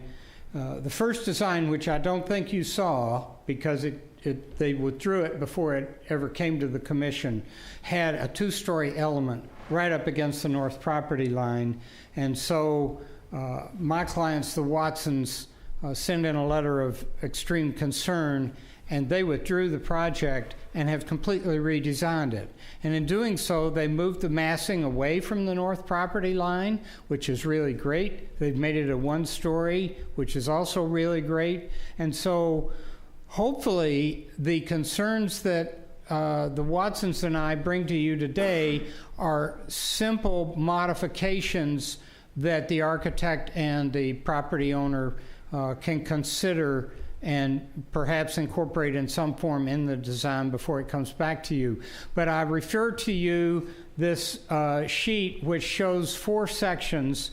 The one in one section in the winter and one section in the summer. And basically, the ones on the left, winter on the top and summer, the ones on the top, winter on the left, summer on the right, those are of the design as submitted. And as you can see with the one on the left, the two dormers that are above the living room, because they go clear to the edge of the house and they're very tall, they do impose quite a bit of a shadow line on the Watson's house next door. And it just, the winter, December 21st element, the sunlight doesn't even really get more than a couple of inches below the eave. And that's the worst case scenario, but that does represent what that is in the winter. Now, when you look at the lower one, what we're requesting consideration of, is to simply shorten those dormers, move them back towards the center of the roof so that the projection of the dormer doesn't go clear to the edge of the house. And in fact, frankly, once they move it back, rather than being two separate dormers, they could do one dormer that went all the way across the living room and provide considerable light in without impacting the Watsons. And going to the summer view on the right, let me show you a little additional bonus that comes from that, and that is that in the same way that you're reducing the shadow impact in the winter, you reduce that shadow impact in the summer, which means that there's more sunlight on the hunter's patio, which is a benefit to the hunters. In addition to which, it provides better sunlight for any landscaping on that north property line. And I'm going to defer to Mary Watson to talk to you about the landscaping on the north property line. It's very important. But one thing I would mention, there are a couple of little housekeeping things that I want to get into now before I go away. How much more time do you need? Am I over? You're over, yeah. Okay, then I will stop now and let Mary Okay, speak. thank you, Brian. Thank you. Come on up. Faces. You all came to visit today. A couple things. I just want to refresh your memory that it was a house that was built in 1931 by Hugh Comstock. And I bring that up because it has a lot of old character, and we are very protective of this house and want to keep it as special as it is right now. And one of the problems that we have is making sure that we aren't looking out of all of our windows on somebody else's house. So the biggest factor for us is screening. And I've heard that sitting here tonight, screening has come up time in every one of these projects. Nobody ever talks about what size these plants are that are going in, whether you're requiring them to be a certain size, because I don't want to sit here and wait 10 years looking at somebody's house while I wait for a hedge to creep up and barely get above a 6-foot fence. You walk into our house and onto our deck, and we are way above a 6-foot fence. I'm going to look right over that. That 6-foot fence isn't going to mean diddly as far as privacy is concerned.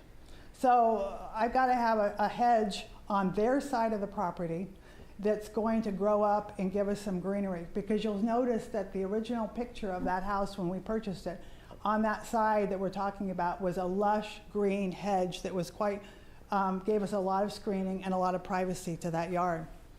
Our back, we come out and we sit on a patio that's right on the other side of the fence from their patio. I mean, we're literally, I can wave to them, in that, and so we've got to have something so that if somebody's sitting over there with a fire pit that they've put in, that we can't just sit there and listen to every word they say in their, around their table, and vice versa. It's kind of really close, tight quarters. And same goes with our deck in the back. They've got a bedroom with windows, and we're looking out on the deck right over to their bedroom windows on that side. They aren't big windows, but they're still windows. One of the biggest factors that I think they did not catch, that I did, because I am eagle eyes here, and that is that they've planned the screening around their fire pit, so there's hedging that goes all around that pit.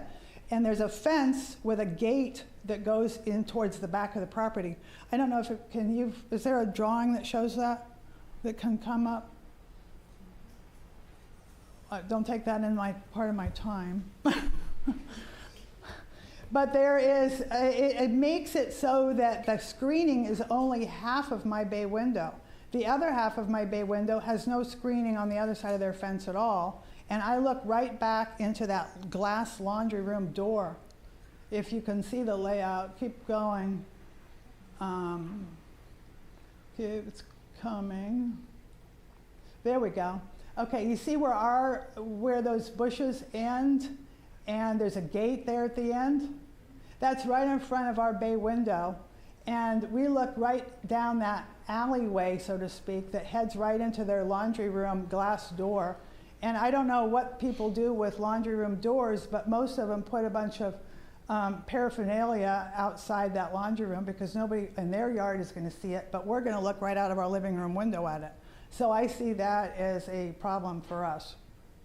The other thing is, I'm kind of curious, there's no site on the plan as you continue on down that line. There's a grade difference that when the fence came down between our two properties, there's quite a bit of a jump between our lot and their lot. And there's nothing on the plan as to what they're doing to protect that in order to put a fence up. There's no sign of a structure there that's going to keep the soil back.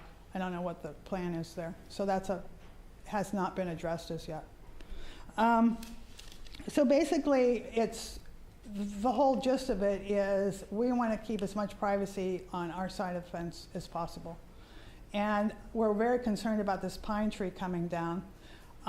We've lived there for 17 years and have not seen any change into the health of that pine. I realize I'm not an arborist, so I've been trying to get in touch with Justin Ono, and I have never gotten a call back, so I don't know. I wanted to quiz him a little bit about what does he really mean by decline and what is he seeing as the decline, because we haven't seen any sign. No sign of branches. I mean, I can walk around town and see a lot of pine trees that look much worse than that pine tree. So why does that need to come down? You can see from going upstairs in our bedroom, we look down and that pine tree gives some blockage to that roof on the other side. And speaking of roof on the other side, it is a metal roof.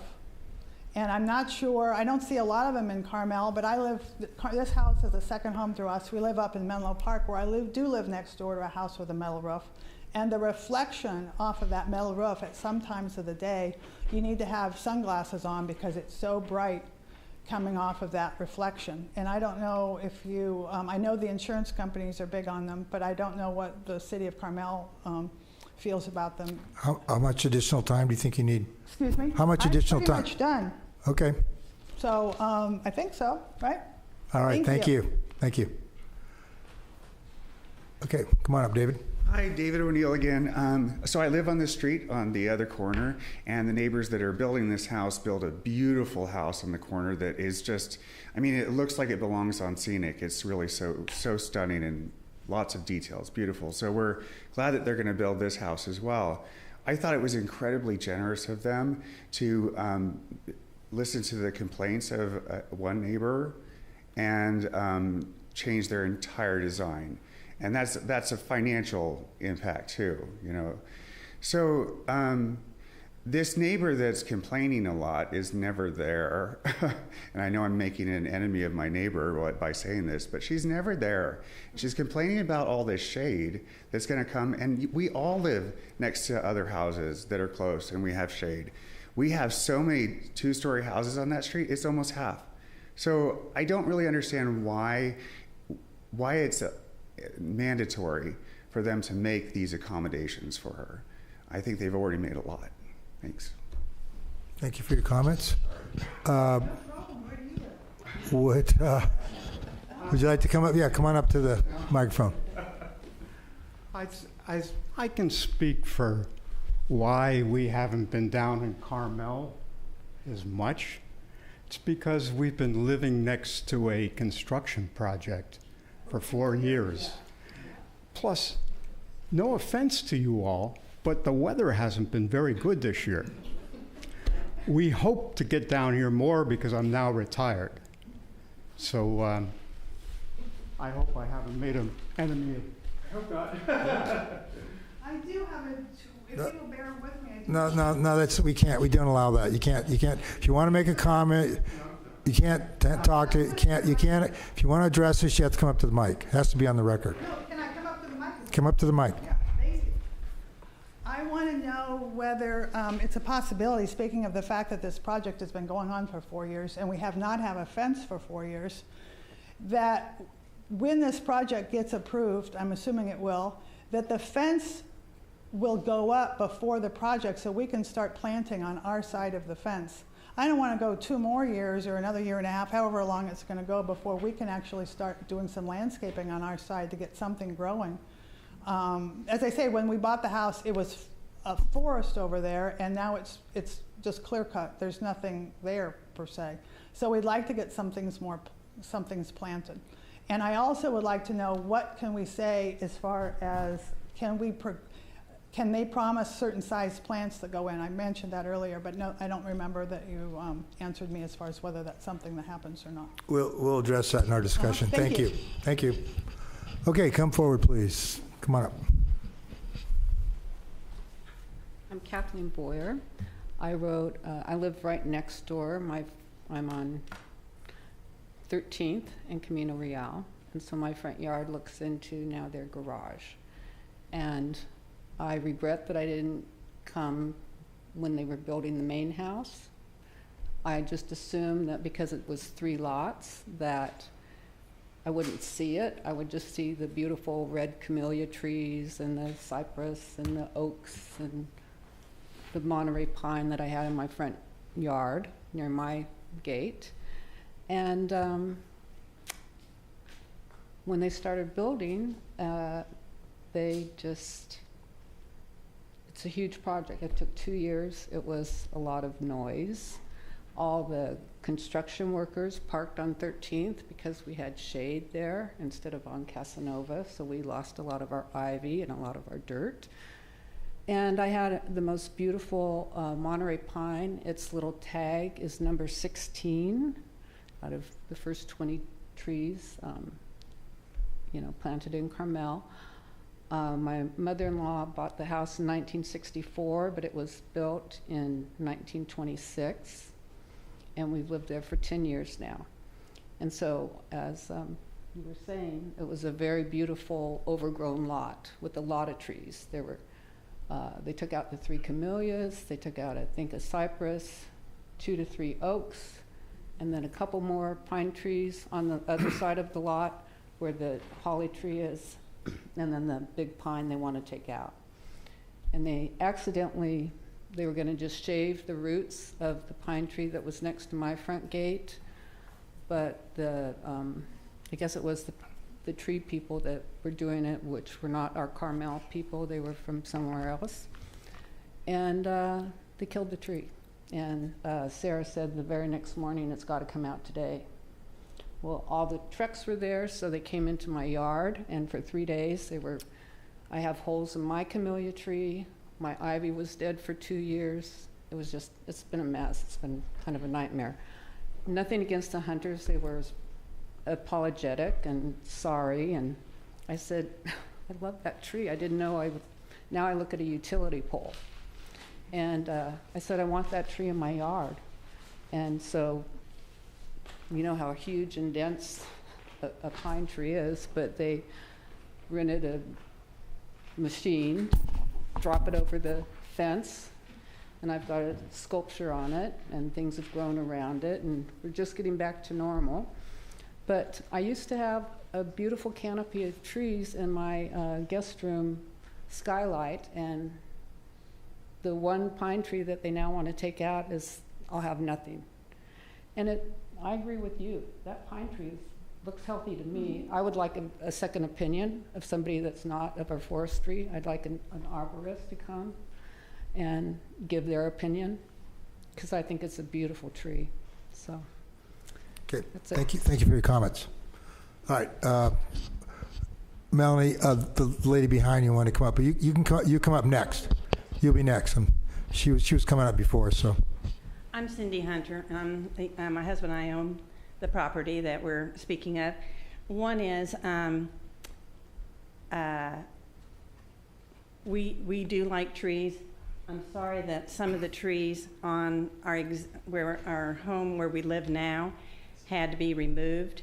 We had full permission to remove those from the Forest and Beach Commission. And I've heard a lot of stories about that we just came in and ripped out trees and did whatever we wanted. We had permission, we had permits to take out the trees, and there was an overlap on the big Monterey pine between the previous forester, the new forester. We had arborists on that. We had permission. So anyway, I felt like this is not about where we live now or the trees that are on our property. This is about our new house that we're building. And we care about the trees that are there, the pine tree. This was about the city coming to look at the tree, saying that we are concerned about the tree, and we're also very concerned that as it declines, that it could possibly fall, not on just our house, it could reach also over to the Watsons or the Boyers. I mean, it's that tall. So that's our concern. We had high winds here a couple weeks ago, as you all know, some that I have never seen before. And I was afraid to sleep in our bedroom because of that tree possibly coming down. Now, but I've seen it decline. And I'm here every day. I live here full time. So I would like to keep it to the property that we have submitted, and because I've heard about the other stories that people have written in about how we just don't care about trees, and that could be further than the truth. We're very proud to live in Carmel and continue to spend the rest of our lives here. Thank you. Thank you. Melanie, you want to come up now? Thank you.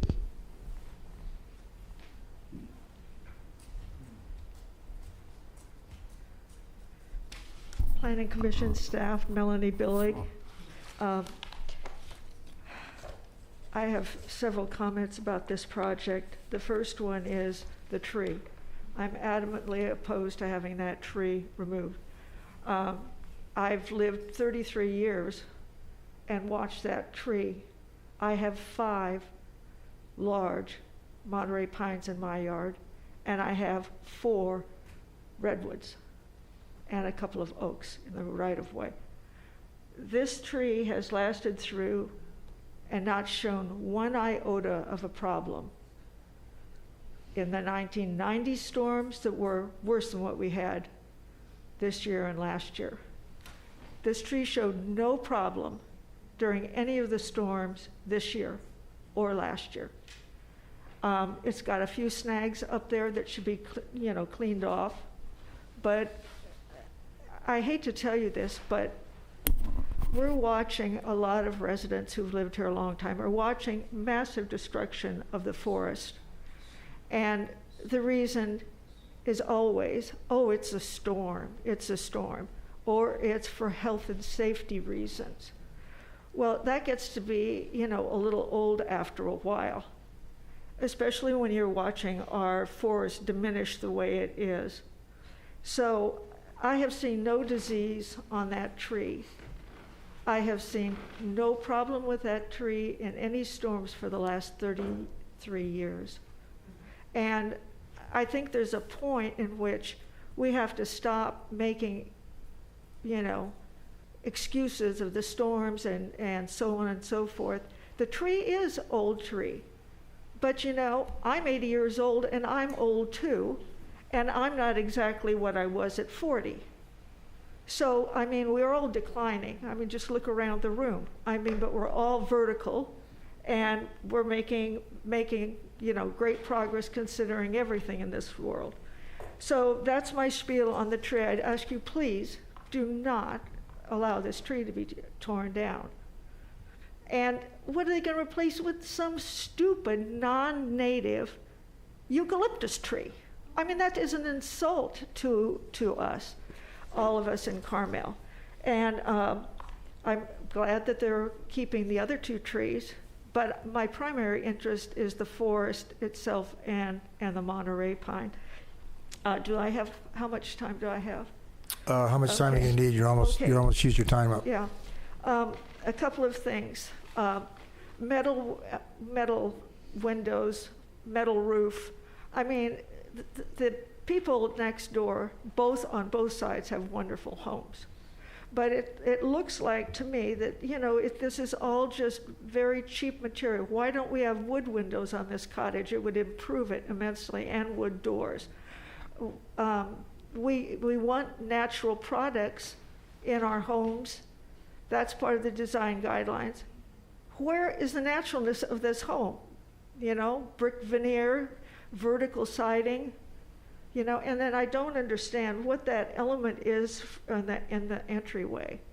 That affect where you've got these two arching things. I mean, how does that work? I just would like to understand it, because obviously they're trying to do something novel. I hope that their wood slat fence that's being proposed, it's nice that it's open because that's the way it's supposed to be, but perhaps it could be a little bit more cottagey and not so sterile, and as the one on the southern side of it is too.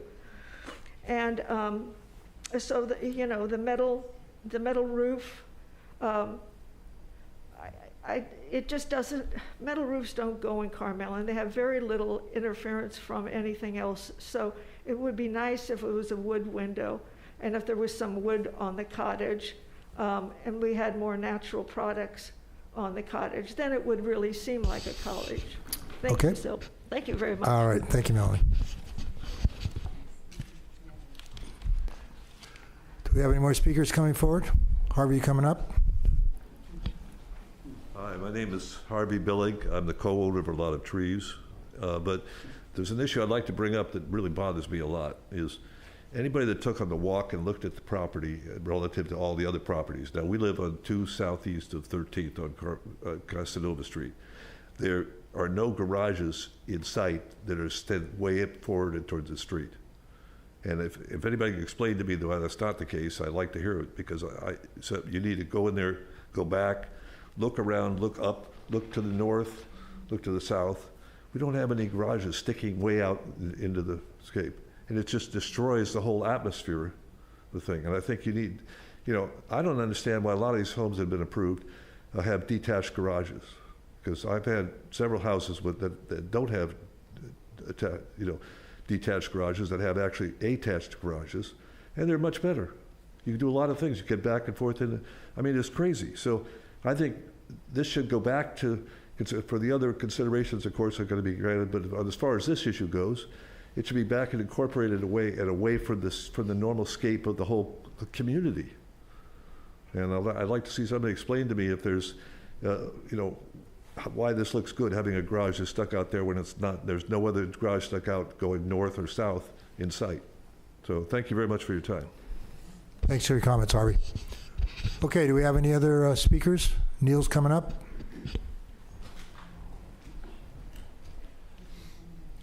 Neil Cruz again. Yes, metal roof. I thought we weren't doing these, but we call them dumpster lids. Frankly, I think it cheapens the design of the house. I like many elements of the design of the house. The small pane windows, the steep sloping roofs, the traditional look. I really like what the architect has done. I agree with Brian about the dormers. The dormers don't look right coming out to the edge. They don't look like dormers. They look like another roof. So I do see advantages to that also from the standpoint of the style and the design of the house. The whitewashing of everything, going to gray and white and no natural colors. I would love to see more natural colors in the house with expressing the nature of the materials there. And as for the tree thing, if we're going to start cutting down trees because they might fall and hit a house, well, let's just level the forest. One thing we might think of is that we haven't had tornado warnings very often on the west coast of California. These storms have been excessive. More trees are going to come down when you have higher winds. But after you go through those higher winds, the trees that have fallen down are the weak trees. And the trees that are remaining are going to be strong. I hope we have less trees falling with our next storm. Thank you for your time. Thank you for your comments, Neil. Okay, anybody else want to address the Planning Commission regarding this application? Anybody online? We got one? I can't see him, so. Do you see their name? Hello? Yes, there you go. You have the floor. Go ahead. Hi, yes, my name is Yair Landau. I live across the street on Casanova. I really only want to speak on behalf of the Monterey Pine. I've lived across the street for 8 years. I believe that that tree is healthy. I am not an arborist. I would, as was previously suggested, would like multiple opinions on this tree. I think it's inappropriate that this tree be taken down. And with all due respect to Ms. Hunter, I do believe it is extremely relevant that the Hunters took down a substantial Monterey pine on 13th Street.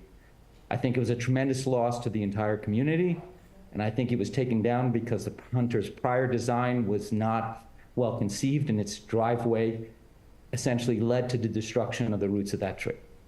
So I think it's extremely important that the Planning Commission review this pine very carefully. Thank you. Thank you for your comments. Okay, Sam, I'm going to let you, I'll get to you after Sam. Okay, Sam, go ahead. I assume you want to make some comments to rebut.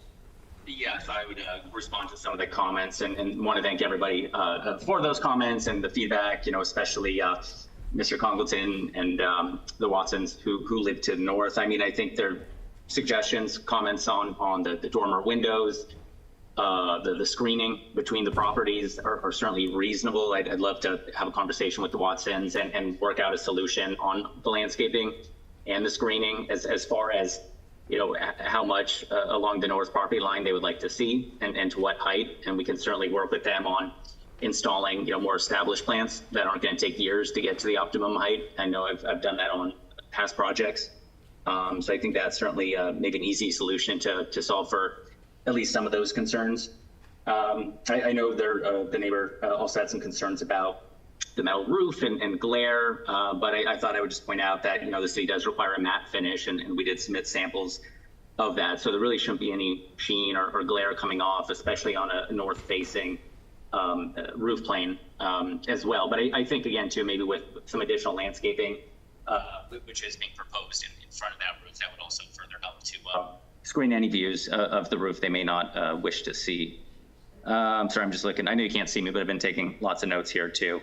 I know the tree is a big one. Again, just to reiterate, we were kind of operating on information that had been given to us from Sarah Davis and Justin Ono.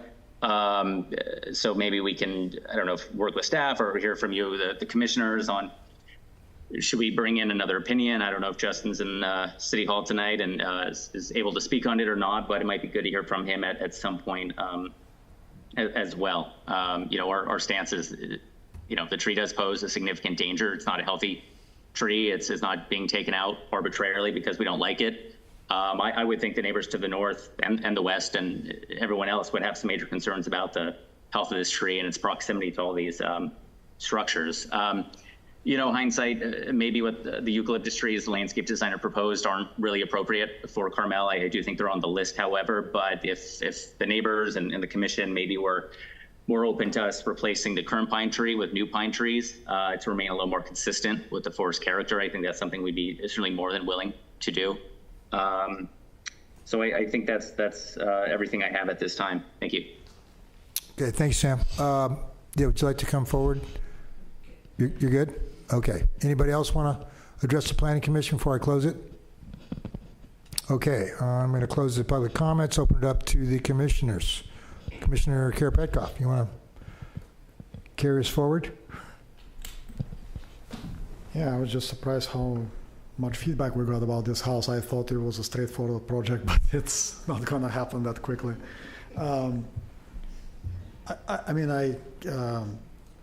I think it's wonderful that the applicant decided to move from a two-story solution to a single-story solution. This is always helpful in terms of keeping the character of the neighborhood. And it also allows them to go to a 9-foot plate, I think is what I saw. I don't particularly like the dormers. I think they are oversized. I'm not sure exactly about how big they are, but it looks like they are about 5 feet wide, if I'm not mistaken. And it's not just the shade, it's just the whole look and feel with 4 different dormers that I'm concerned about. Maybe there's a way to scale them down that will reduce the shade, or maybe eliminate the dormers on one side and only have dormers on the other side. That is another way to solve it. What was the other question I had? On the topic of the garage, single car garage being kind of separate from the house.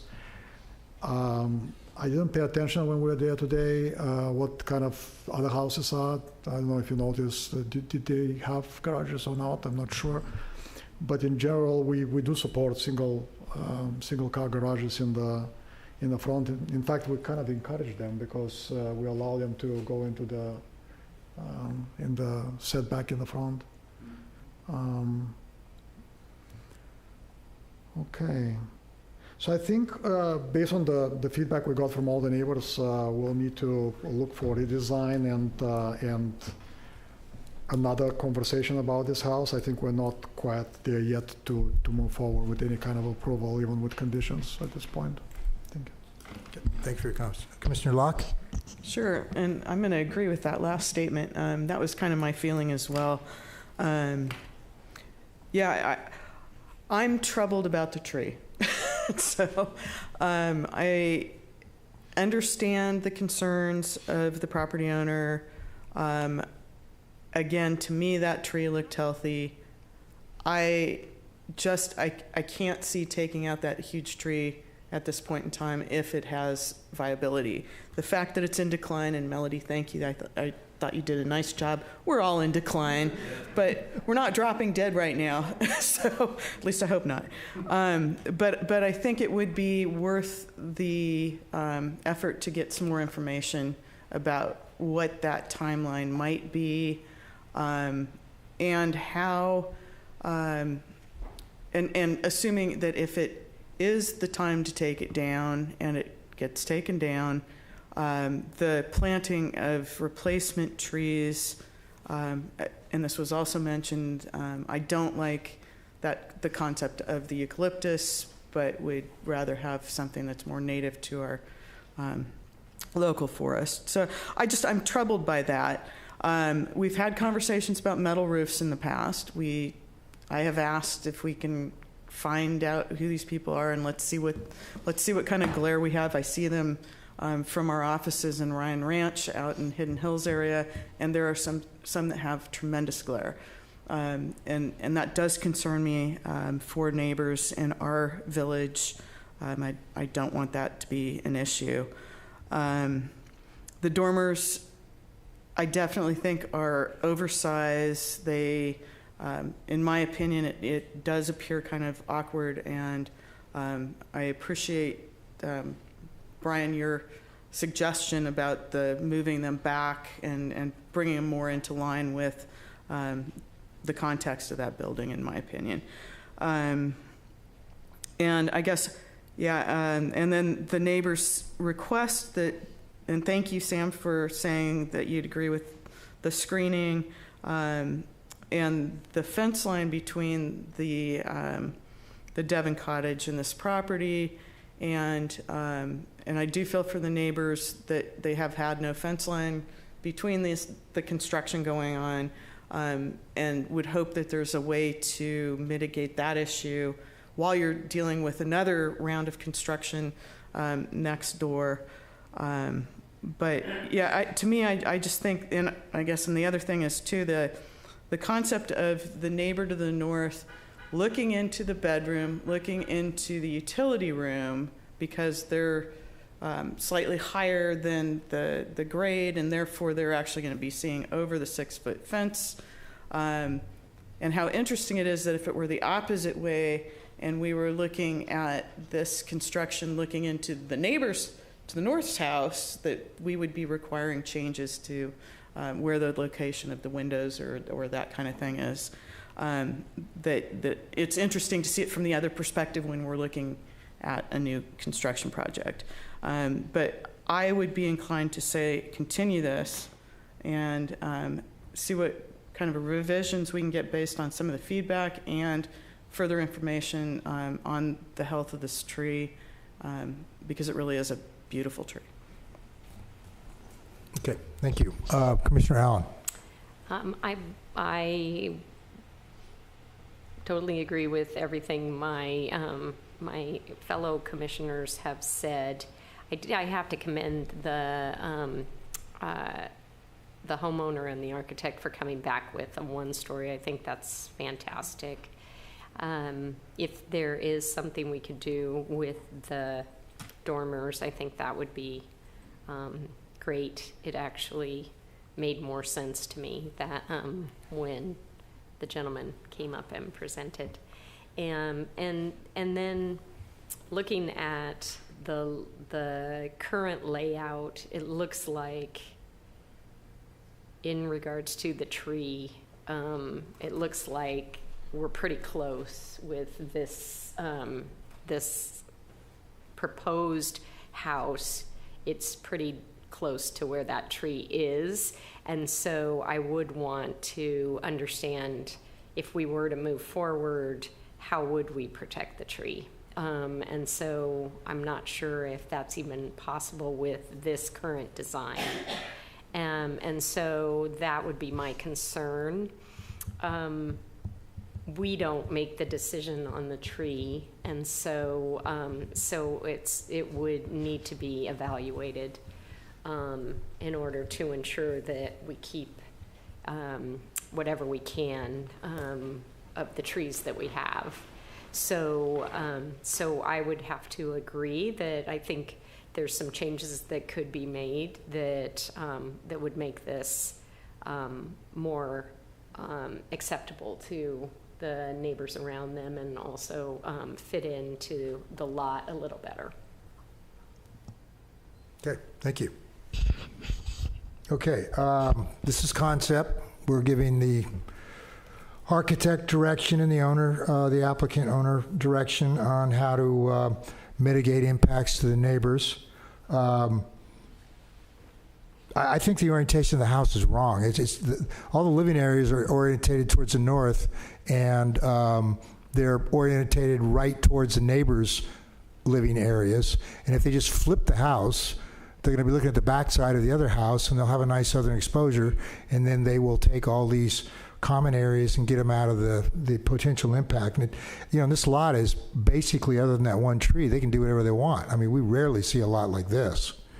And that tree should not be sacrificed for this house. That's a healthy tree. I mean, I'm not an arborist, but believe me, I see a lot of stressed trees in Carmel. That's not one. And, it could fall, but any tree could fall any minute. When I went there, I looked, because we did have some bad wind 2 storms ago, really bad, as we all know. And I looked at the ground to see if there was any uplifting. None. That tree looks to me like a strong root system. It is obviously getting to be a mature Monterey pine, but right now, to take that tree down, when you have a lot that's wide open, there's all kinds of opportunity here to change this design. I thought Brian's was very thoughtful on the dormers. The dormers, in my mind, are large, and reducing those could actually make the project look better, mitigate the impacts to the neighbor's light.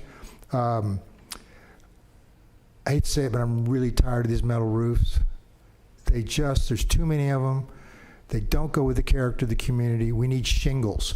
There's great asphalt composition, fiberglass asphalt composition shingles out there. They're rated, A on the fire. I think that's the rating, highest rating. They give you a nice thick butt, a lot of shadow line, a lot of texture. Would really go well with this house. There's no need for this house to have a standing seam metal roof on it, which, the potential for glare is there, but there's ones which are muted or dark, but still, I think a shingled roof would be much more in keeping with the design. It's a nice design. It's a nice cottagey design. It just needs to be changed so it doesn't mitigate, have impacts, to the neighbor. And I think that's very easily done. We don't see a lot of projects that have this many opportunities to make changes. So we can continue this, give the architect our direction, which I think has been pretty clear. We're not here to redesign it. We're here to try to mitigate impacts. But we have given them some ideas about how to do that. And what I've heard from my fellow commissioners is everybody is in favor of not doing anything to impact that tree. The metal, I don't think, is anybody in favor of the metal roof? I mean, I think a shingled roof on this house was much more in keeping with it. I would recommend consider flipping it so the living areas are facing to the south. It's going to be better for the house anyhow. It's going to be warmer, better, you get a lot more sunlight. Was there anything else I missed as far as directions? What else? Yeah, the detached garage, we allow them. It's part of the character. I don't have a problem with it. It seems like there's a pretty sufficient setback in the front from the street, even though it is in the front yard setback, but there's still enough room, so it's safe. That's one of the main things. Was there anything that you think of, Commissioner Karpetkov, that I didn't cover? Black and white colors. Oh yeah. Well, let's. Was it Swiss coffee? Gray. It was gray. Oh, gray. Well, that's not as bad as the Swiss coffee, which you can't get anymore. Kellymore is gone, but you can obviously get the color mixed someplace else. But the fence. Yeah, with the 6-foot high fence. Yeah, just getting that in there so they don't have privacy. I would encourage the owner to get that fence up right away, and I don't see why they couldn't. So, and then also come back with some landscaping that's going to mitigate and specify some large specimen sizes so that, as the neighbor said, it doesn't take several years for it to grow up and provide some screening. But I really think if you flip the orientation of the house, it's going to really mitigate a lot of impacts to the neighbors, because you're not going to have two living areas just looking right at each other. So, with that, I think we kind of have to continue it. Yeah, because it's too many. They're not minor. So you want to make a motion? I'll make a motion. I move that we continue DS 23-208 Hunter. The consideration of concept design study for construction of a house on a vacant lot on Casanova 2 northwest of 13th, 2/8 time uncertain, and that the applicant take into consideration the recommendations we had this evening. Do you have something you want to say? I just saw that the property owner had been raising their hand. Yeah, I called her, but she said she was good with it. It's up to you. Yeah, I gave her the opportunity to come forward. Yep. Then she said she didn't want to come forward. So, okay, we have a motion to continue this application with direction as given per the commission. I can second. Okay, any more discussion? Roll call, please. Commissioner Allen? Yes. Commissioner Karpetkov? Yes. Commissioner Locke? Yes. Chair LePage? Yes, the motion is carried. Thank you, everyone. Wow. We are done. 8 o'clock. Okay. No, we got one left. I was right. Yeah, one. Oh, yeah. Oh, no. I was right. Okay. You're right. Last item coming up. All right. We're going to wrap it up here. Okay. This is item number 9 on the public hearings. It's a design study DS 23-328, the Harrison project. It's consideration of a combined concept and final design study. Should be easier. Associated coastal development permit for a remodel of an existing 1,320 square foot, 2-story single-family residence, including a 78 square foot main floor and 63 square foot lower level, along with a 200 square foot detached garage on San Carlos Street. Staff report, please. Thank you, Chair. I think I can make this pretty quick. So the applicant is proposing additions to an existing single-family residence, including a 200 square foot detached garage in the front setback. Are you guys cold? 2 trees are proposed to be removed as part of the project. The site, as conditioned, will comply with the recommended tree density standard. No privacy or view impacts have been identified as part of the project, and the resident is consistent with all the applicable mass and bulk findings and complies with the applicable development standards. Additional streetscape elevation, consistent with the neighborhood context. And then we have our standard conditions of approval, including the requirement for a volume study, tree planting, approval of a construction management plan,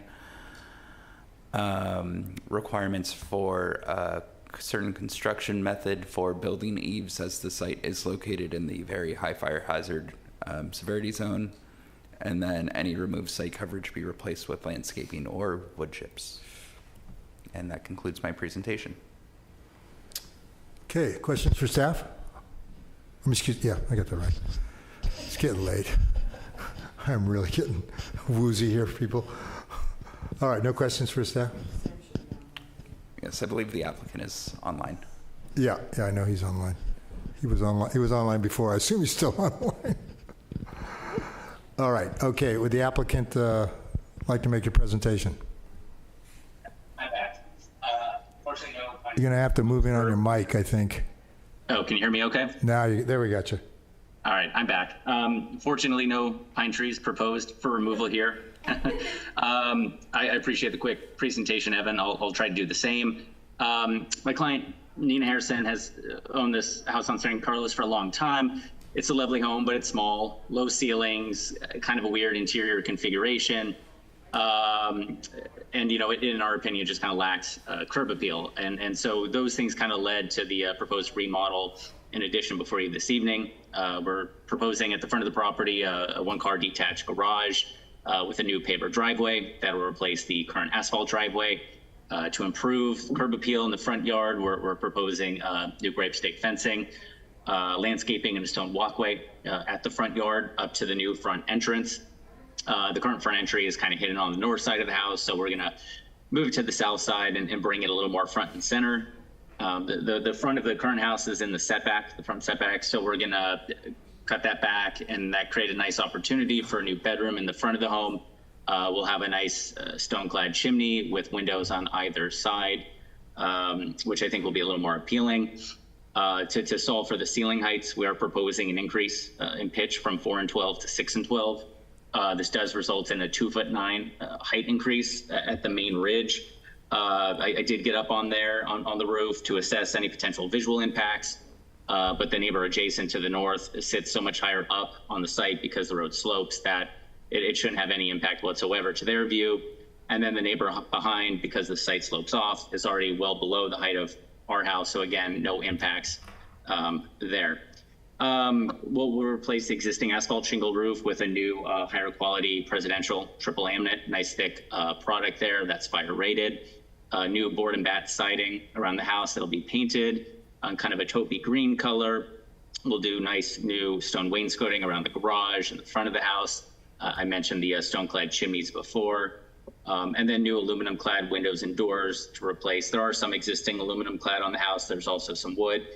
So we want to go all aluminum clad with this proposed project. So we think this will really enhance the overall appearance of the house, the curb appeal, and really give it a little bit more of that Carmel cottage aesthetic. I know it's not really part of the purview, but we are proposing the ADU in the back of the house, but it won't be visible from the street. There will be a patio in that southeast corner of the property for that ADU, and that's part of the reason we're proposing to remove one pittosporum and one acacia tree back there, but we will replace with 3 new Monterey pine trees. All right, thank you very much. Thank you, Sam. Okay, I don't see anybody here in the chamber. We got, oh, we have somebody. Is anybody online? No? I thought I saw a hand up there. That was Sam's. Chair LePage, can I make a motion to approve? To what? To approve. Yeah, you can. You just cut to I'll the second chase. it. Okay, any more discussion? None? Nope. All right, roll call, please. Commissioner Allen? Yes. Commissioner Karpetkov? Yes. Commissioner Locke? Yes. Chair LePage? Yes, motion is carried. Thank you very much. All right. Good night. Okay. Director's report, and we're out of here. Okay, this is going to be a long one. Settle in, folks. I'm so low on gas, I can't even believe it. Just a couple of updates. So I'm happy to say, so if you recall, we had made an offer to a planner a month and a half, 2 months ago, or no longer, but they were supposed to join us a month and a half, 2 months ago, and they pulled themselves out of the position. So we reran the recruitment. We had a lot of really good interest. We're doing interviews this Thursday for that position. So hopefully we'll get some good candidates and get somebody in soon. So that's happening this week. We have our city council strategic priority meeting March 28th. That's at Carpenter Hall from 10 to 2. It's a meeting of the city council, so any of you can come if you want to listen. We do it twice a year. This kind of sets the direction for all these high-level strategic priorities that we have. We also have another upcoming kind of interesting item. We have a tour that we're hosting of the city's police building. This is in response to and in conjunction with the city's police building ad hoc committee. People have been signing up for this. We're going to do a tour guided by Chief Tomasi of the police building to show some of the deficiencies that the project would try to rectify. There's actually a follow-on tour that afternoon going to the Salinas Police Department if people are interested in seeing what a newer police facility looks like. So that's happening March 29th. We are expecting, this is really good news, we're expecting to see our letter from HCD regarding our housing element on no later than the 24th of March. Fingers crossed. We really hope that letter is going to say your housing element is in substantial compliance, and then we would turn around in April and go to City Council for adoption of the city's housing element, which would keep us on time and not have any risks of things like builder's remedy or anything like that. And the last thing, just to let you know, there are 2 appeals of decisions that this body has made going to City Council next month. The Milani project, which if you recall was the one where the non-conforming walls were torn down, and the name escapes me in the moment, Chadwick, the fence, the driveway gate along Scenic. That has been appealed as well. That's correct. So we'll have 2 land use appeals at the City Council in April. And that is my update. Thank you very much. May I ask a couple of questions? If your fellow commissioners are okay with that. Depends. What is the status of the chimney caps that were brought up this evening? No status. We're still working on it. Okay. Yeah.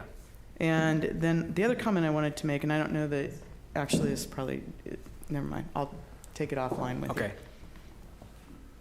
Okay, we good? Yep. We are adjourned. Thank you, everyone. Thank you.